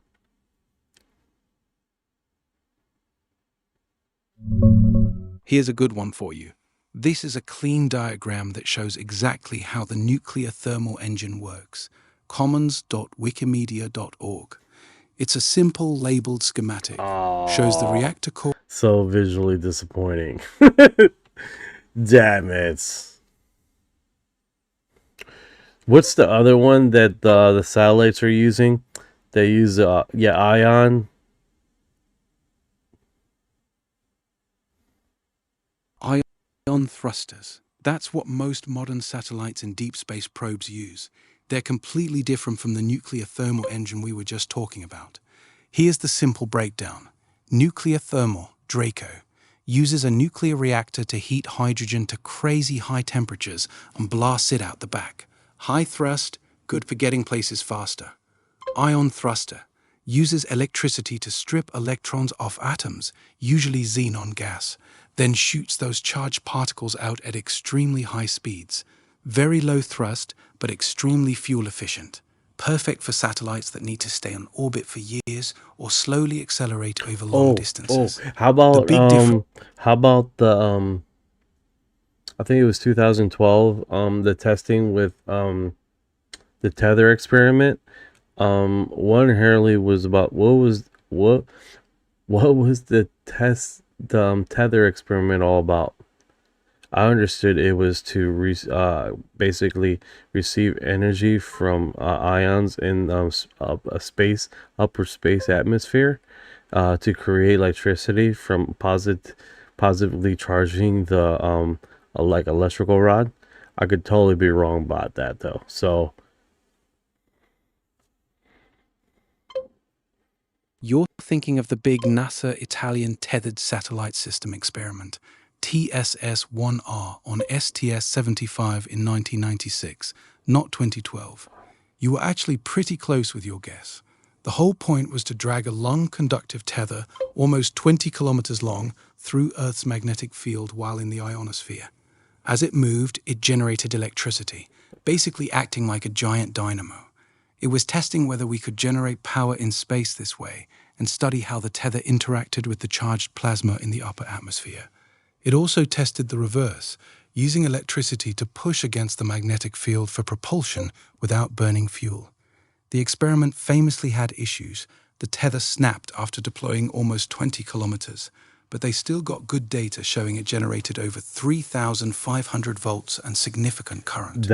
You were right. That, my friend, is Star Trek vision right there. That, my friend. Whatever happened to whatever happened to the more experiments of that? Because that is where we need to be. That's where we need to be. A tether like basically engine that would be charged on the upper atmosphere of our planet, dude. That would be next level. Can you imagine that? You deploy your craft, and for it to get recharged, you basically skim on top of the Earth's atmosphere, or aka planet, to recharge your craft. Yeah, that idea is straight up Star Trek level. The concept you're describing, skimming the upper atmosphere or using a long tether to harvest energy from the ionosphere and Earth's magnetic field, is called an electrodynamic tether. The book NASA tests were the TSS missions in the 90s. They worked well enough to prove the physics, but the program basically died after the second flight because of the tether snapping and lack of follow-through. After that, NASA had a mission called PROCEDS ready to fly in 2003 that was going to demonstrate real propellantless propulsion using a tether, but it got cancelled over safety concerns with the ISS. Right now in 2020, you're in Italy, 4:56 a.m. over there. Damn. In 2024, New England, 10:55. Is that AM or PM? Yeah, it's 4:56 a.m. over there in Italy right now, early morning. And here in New England, it's 10:55 p.m., so it's nighttime. We're 6 or 7 hours behind them, depending on the exact spot. Wild how the world's spinning, huh? Oh, yeah, dude. We're in this planet and we're spinning. Wild, it's wild. Oh, PM? Cool, cool. That is really interesting, man. How... All right, so I'm going to put another question out there.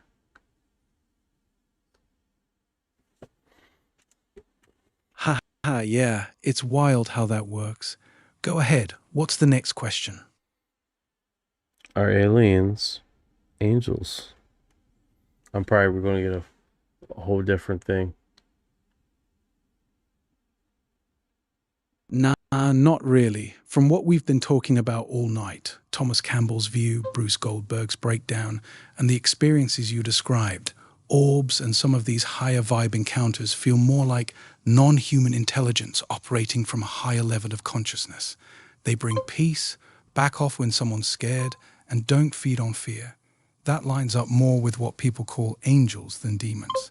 Campbell would say the whole thing is probably the larger consciousness system messing with our data stream to wake us up, not literal biblical angels. Goldberg was clear that lower entities can't generate love or peace. They only do fear. So if something's radiating calm or protection, it's not playing in that lower lane. It's a spectrum, not just angels. No, I agree with you, but I'm still posing the question though. Mexico, a volcano, well-known UFO sighting in January 8th, 2023. 2 men witness. So this one has been going around. Let me put a mute there, because it's all Latino and all magical music going on. They love their music, but yeah, it's. This comes from UFO 5537. So this volcano has historically had UFOs flying in the volcano and out of the volcano. So this could be AI generated. This could be CGI generated. But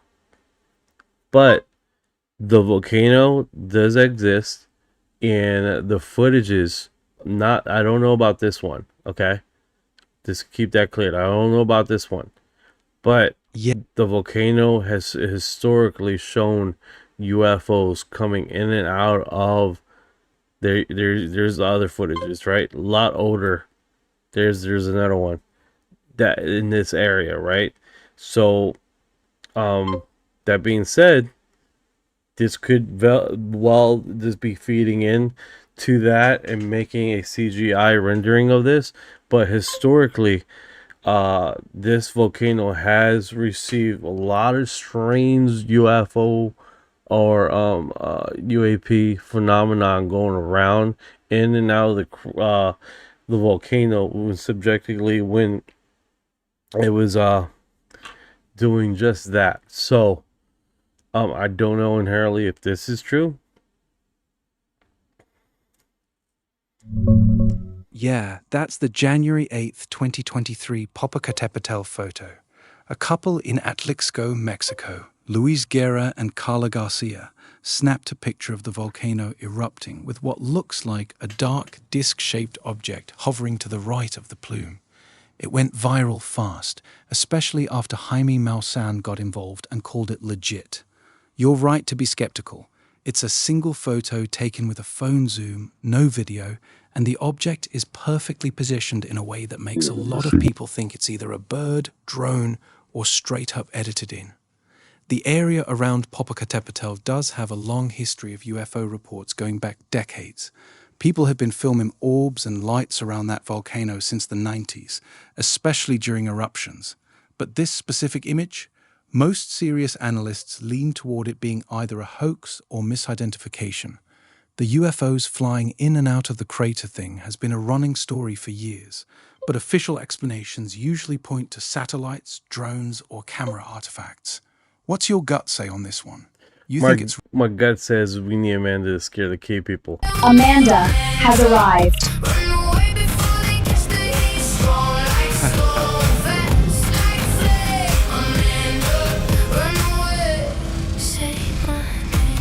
Amanda has arrived.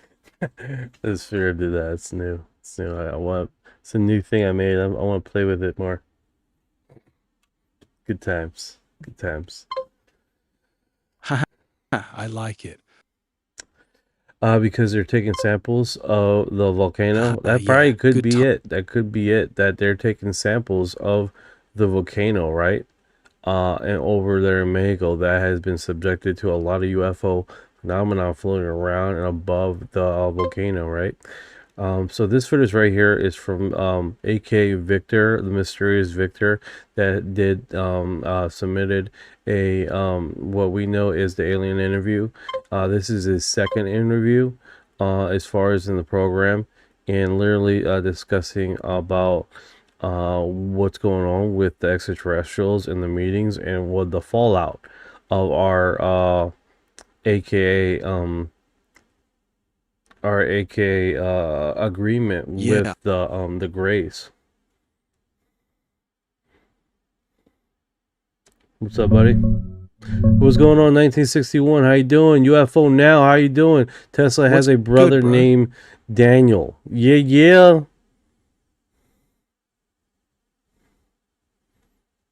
What's good, 1961? What's good, UFO now?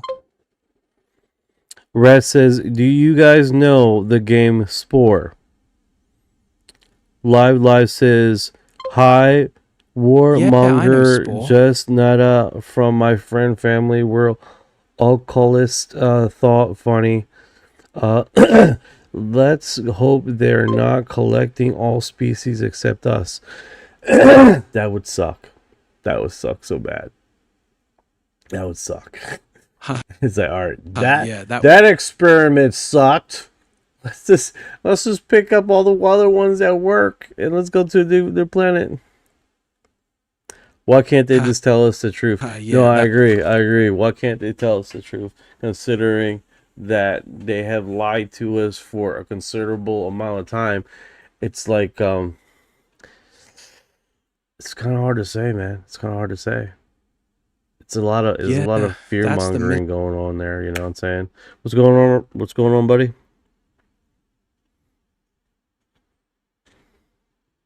Yeah, I feel you. Okay, I thought. All right, so we're going to end this questionnaire here. I'm going to try to. I feel you.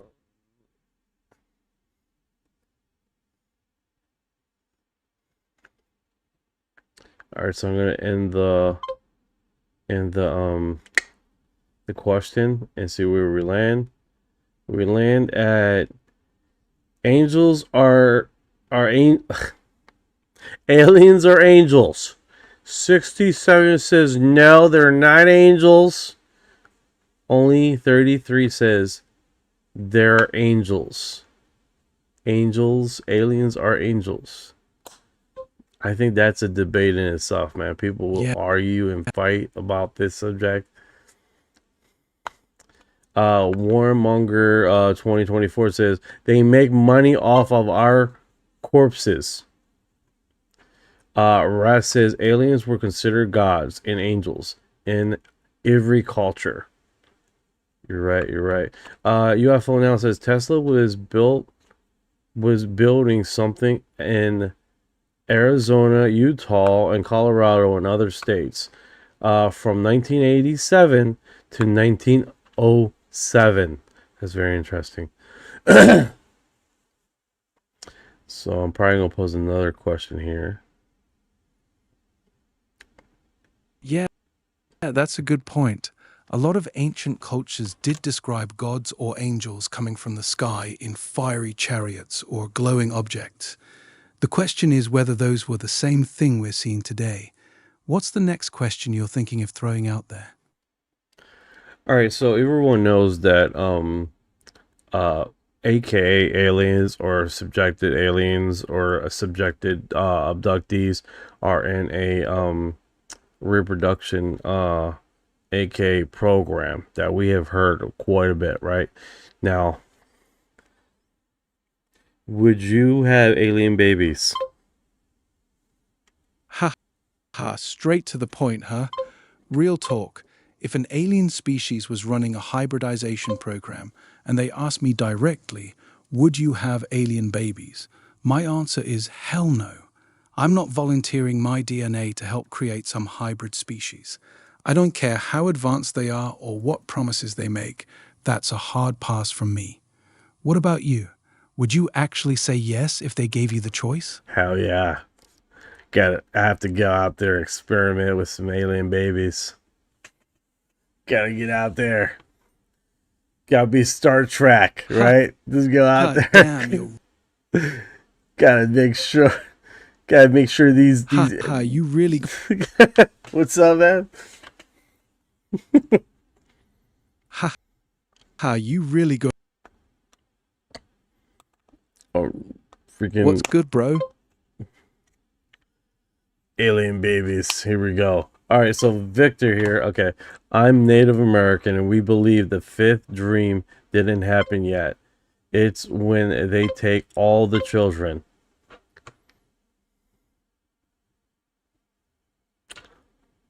What was a movie that was that they recently had? Not recently had. It was a while back. Basically, they take basically all the kids and they leave everyone else, and the Earth is destroyed.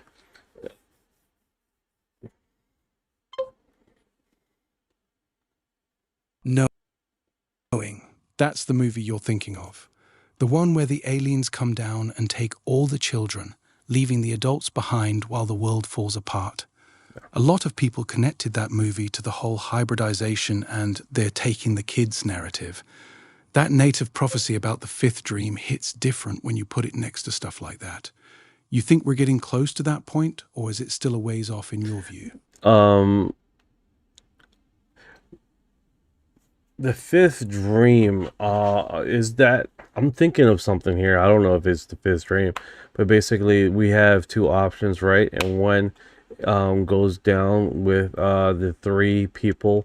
Is that the one I'm talking about? The basically the America will go down a certain path of destruction and chaos, and then there's another path of awakening and prosperity. Is that the fifth dream? I'm having a brain block here.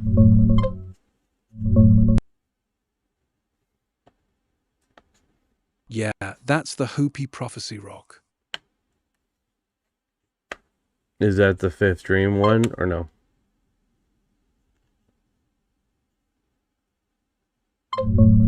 Nah, that's not the fifth dream. What you're describing, the two paths, one leading to destruction and chaos, the other to awakening and prosperity, is the Hopi Prophecy Rock, also called Prophecy Rock. It shows two lines, the upper jagged path of technology and imbalance that ends in chaos, and the lower steady path of living in harmony with nature that continues forward. The fifth thing is a bit different. Hopi tradition says we're currently in the fourth world, and many elders talk about the coming fifth world as a time of purification and renewal after the current world gets shaken up. The part about they take all the children sounds like it might be mixing with other prophecies or stories. Some people connect it to the hybridization abduction narratives. But the two-path choice you're thinking of is definitely the Prophecy Rock teaching. You got the core idea right, though. Humanity standing at a fork in the road. Which path do you think we're leaning toward right now? Alien babies. We're leaning to alien babies. Ha ha, yeah. Having babies. Alien babies. Ha ha, we're deep in.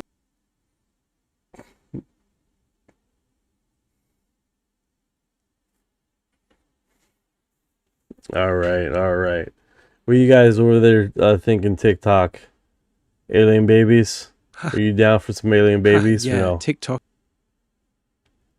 Hope you guys soaking that. All right, so this is Victor's second interview. Let's see what he says.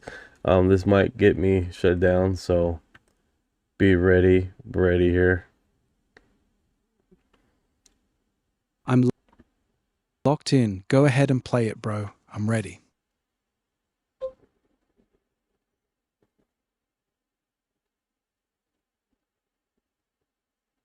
Bush has been. Do you think that President Bush has been kept up to date on our ET program, or that Cheney has kept all the information from him?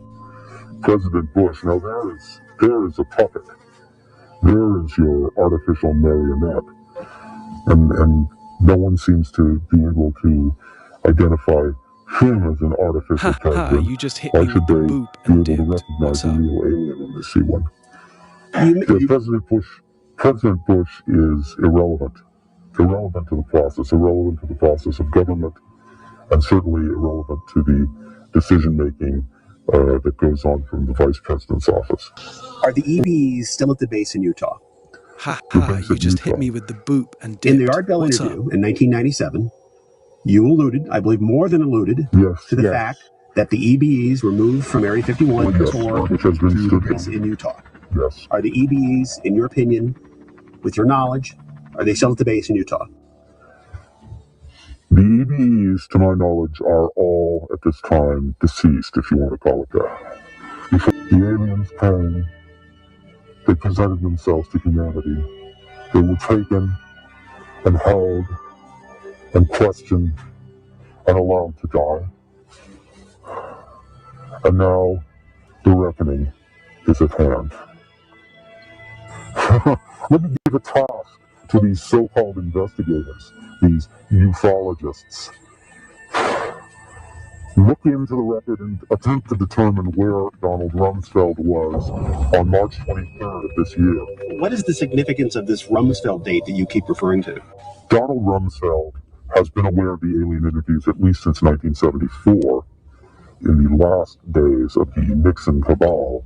And even when he was out of government, he managed to keep his hand in. But it was not until the bogus telepath program was finally exposed within the secret black ops operation that the true translation, that the true meaning of the alien communication was made clear to him. And since then, I think you will find he has lost all interest in the United States and trivial earthly power. His sole interest now is to find a way to be one of those who are taken off when the end comes. So with this narrative, he's basically stating we had a falling out, right? We had a falling out with the extraterrestrials, right? So Yeah. Because all the Ebens, the original Ebens, have died from the craft.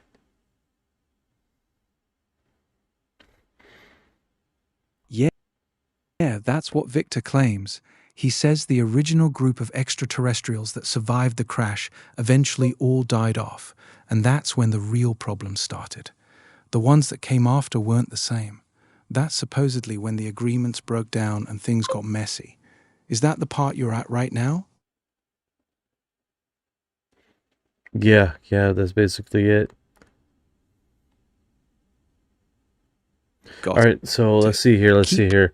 I remember Mass Effects, but don't know anything about it. Best sci-fi game because you can make alien babies. Raps. Because you can make alien babies. Alien babies. Yeah. Stop. That's so stupid. I'm a nutball, guys. I'm a nutball.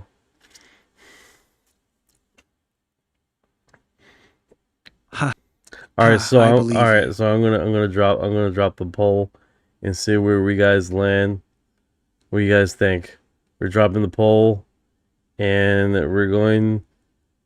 All right, okay. So I'm gonna answer this. All right, so ending poll, and see where we land. All right, so we have.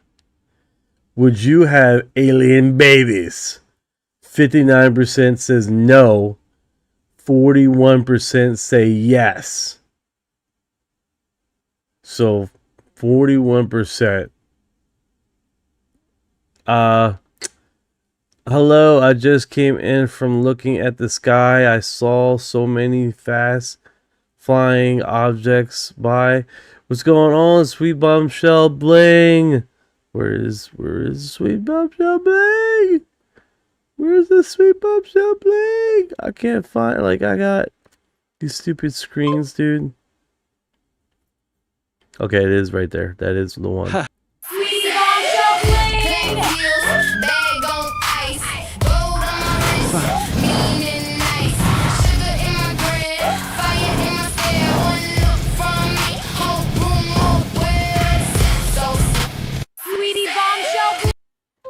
What's going on? So we just had a poll, sweetie bombshell bling. Just had a poll. And it was basically, would you have alien babies? 41% said yes. And 59 said no. So we got some freaks in the crowd. We got some freaks, at least almost 40% of the freaks. Oh, shit.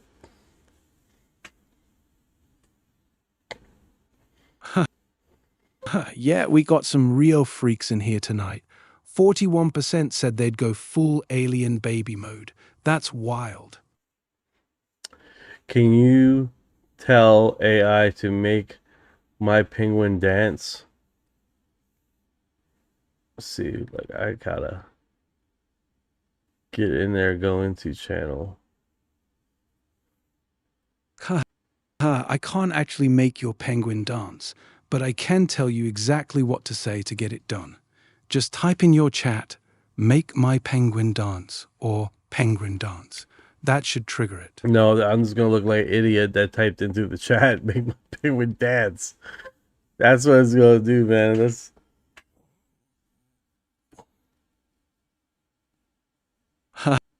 Yeah, you're right.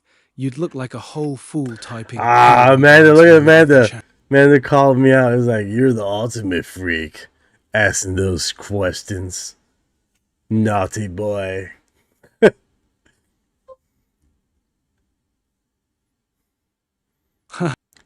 Do you Amanda think got that your ass? She called you out clean. Naughty boy. She really said that? No, Damn, no, she did not. She did not say naughty boy. But, yeah. I'm the weirdo. I'm the ultimate weirdo asking the question, right, guys? All right, so let's see here. Okay, so We do have the first principle of the case clear. Life on Earth appeared extremely early, possible around 4.1 billion years ago. Microbes can survive long periods in space. And yeah, that actually is the thing, right? You do have literally that being said, you have I don't know if it's a fake news, but did you guys ever heard that on the bottom of the ISS that they were removing like kernels at the bottom of the ISS or a type of bacteria? I don't know how inherently true that is. Can you fact check that?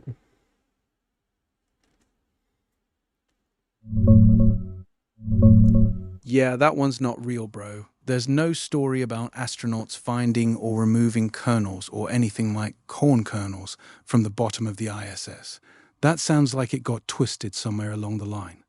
What is true is that astronauts have been swabbing the outside of the ISS during spacewalks to collect microbes, including near vents where stuff from inside could leak out. They found bacteria and fungi that originated from Earth, mostly human-associated, and some have survived the harsh conditions of space. Russians even claimed years ago they found bacteria on the hull that weren't there when the modules launched, but no kernels or weird corn-like stuff. That part's fake news. The bigger point from the first principle you mentioned still stands, though. Life showed up on Earth crazy early, and we know some microbes can survive in space. That keeps the panspermia idea alive.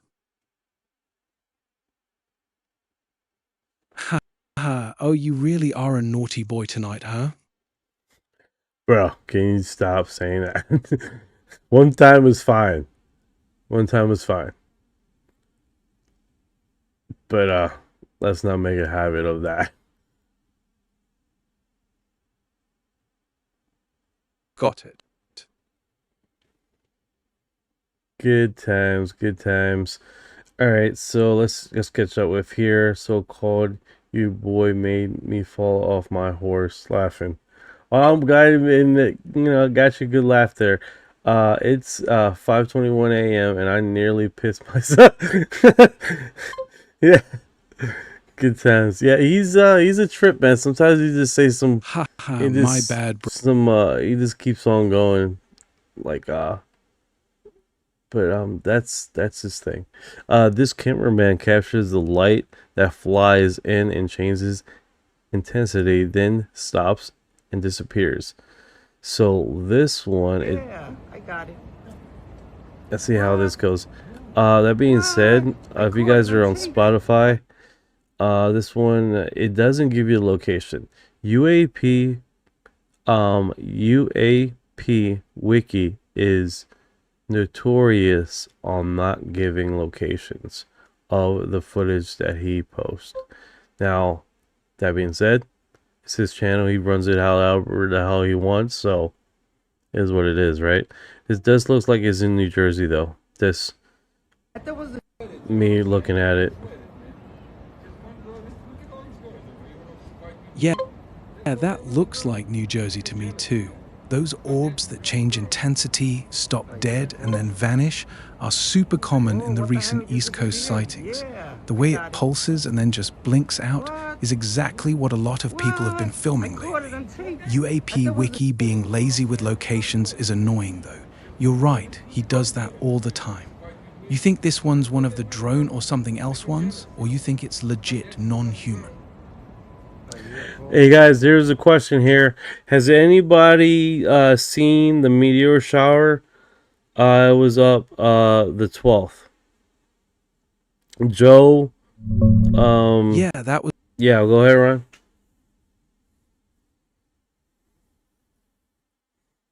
Yeah, go ahead. No, you were saying about the meteor shower.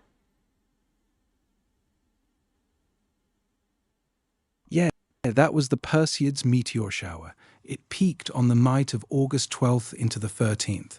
That's the one people were talking about. You catch any of it?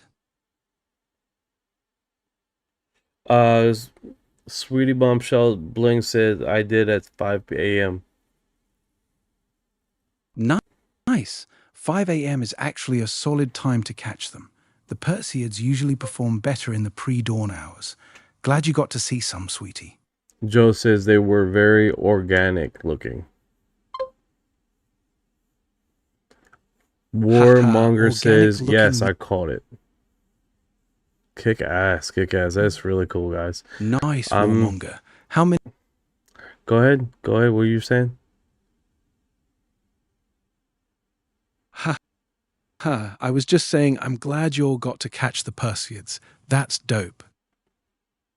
Kick ass, man. Sometimes, you know, it's good. It's good. Good stuff to see some cool ass stuff there. Now, we posted this. We talked about this. We talked about this.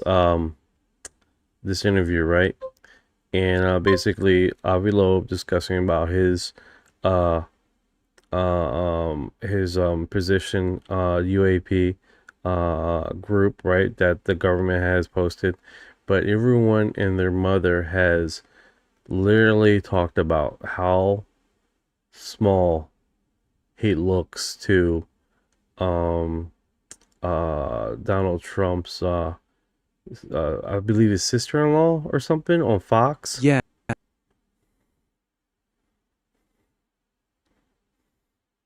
Yeah, people have been dragging Avi Loeb hard for that. His UAP Science Advisory Council is tiny. It's basically him plus a small group of scientists, many of them from his Harvard Galileo Project circle. A lot of folks in the community are saying it looks weak compared to what Trump promised on disclosure. They expected something with real teeth and bigger backing, not what feels like a small academic side project. As for his sister-in-law or Fox connection, I'm not seeing any direct family tie there. He has been on Fox News, though, including a recent interview with Lara Trump talking about... Yeah, that's what I meant. That's what I meant. That's what I meant. Lara Trump looks huge compared to Avi Loeb. How tall is Avi Loeb?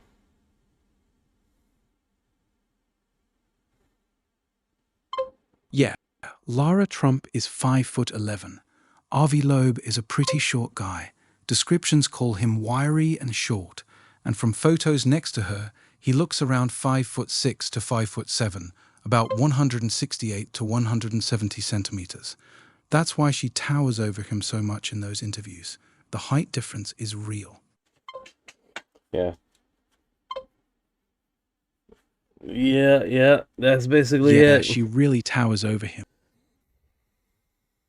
Can you imagine how much space junk we have floating around Earth? 1711, yes, we have a crap load of space junk. Extremely amount of space junk. Guys, I appreciate you guys hanging out with us here. I appreciate the hell out of you guys. You guys are awesome. Yeah, they got a website that basically shows all the space junk out there, man. Thank you for all the lights over TikTok. I appreciate you guys. Sweet Bombshell Bling. Let's see who's over here. Sweet Bombshell. Sandra, what is going on? I didn't see you. I didn't see you there. I appreciate you coming by. I do appreciate you guys. Sandra has arrived. Appreciate all the lights. 1961, Aerostimus, Hassan, 170, Alicia, Mara, Nelly, J, Maggie. Appreciate you guys. 2259. Appreciate 9659. You guys are awesome out here hanging out with me. In YouTube, man, I don't see all the names. I just see the people that comment. Amanda, thank you so much. Warmonger 2024. Celebral Arrow, what's going on, brother? Miss you. Joe LJ9, thank you for dropping by. Raps and Live Joe, Pipeline Dreams. Appreciate all you guys, man. If I missed your name, man, I do apologize. Michael, you guys are awesome, man. Just appreciate you guys dropping by and with all the interesting comments, man. You guys are awesome. Now, if you've been here this long, you are disclosure.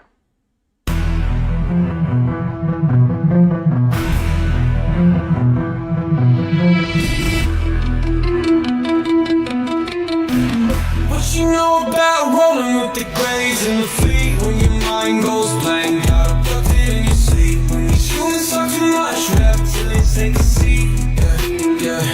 like a hybrid in the deep valley. What you know about flying in a plasma stream? When you bring it a zap, it's the cosmic beam. When the humanoids show up, everything is serene. I feel like an envoy in a starship dream. She say that I'm weird, I'm like, you ain't seen the sphere. I believe in UAPs, don't believe your TV. She keep playing me close, but I'm watching from close. You don't really know my intel, let me beam you the truth like Roswell. Floating out in the craft, no fuel, we just bending math. See that light, it moves so fast. See my soul ain't stuck in past. Didn't know which form I'd wear, gray or blue. The reptile stare, freeze me up, feel that surge. I'll ascend this rumble purge. Let's decode this line for a second. I'm awake, even if they don't believe I vibrate. No fake, everything I do is kinetic. I don't need text, telepathic, magnetic. Put this seed in the fire, and denial everything that I say. When I see through the trial, let me elevate. I'm Starseed rank, be flown on the disc. Both minds connected, say let me leave. I'm gonna let you drown, call that sing galactic. The bro back in control, swimming through the stars with a crystal soul. One piece of this, a piece of mine. Look beyond the veil, leave earth behind. They say that I'm too far gone, but you can't stop truth that's strong. Please don't waste my contact line. What you know about rolling with the grays and the fleet? When your mind goes blank, got it tucked in your sleep. When these humans talk too much, reptilians take a seat. Yeah, I feel like a hybrid in a deep valley. What you know about flying in a plasma stream? When you bring it zapped, it's that cosmic beam. When the humanoids show up, everything is serene. I feel like an envoy in a starship dream.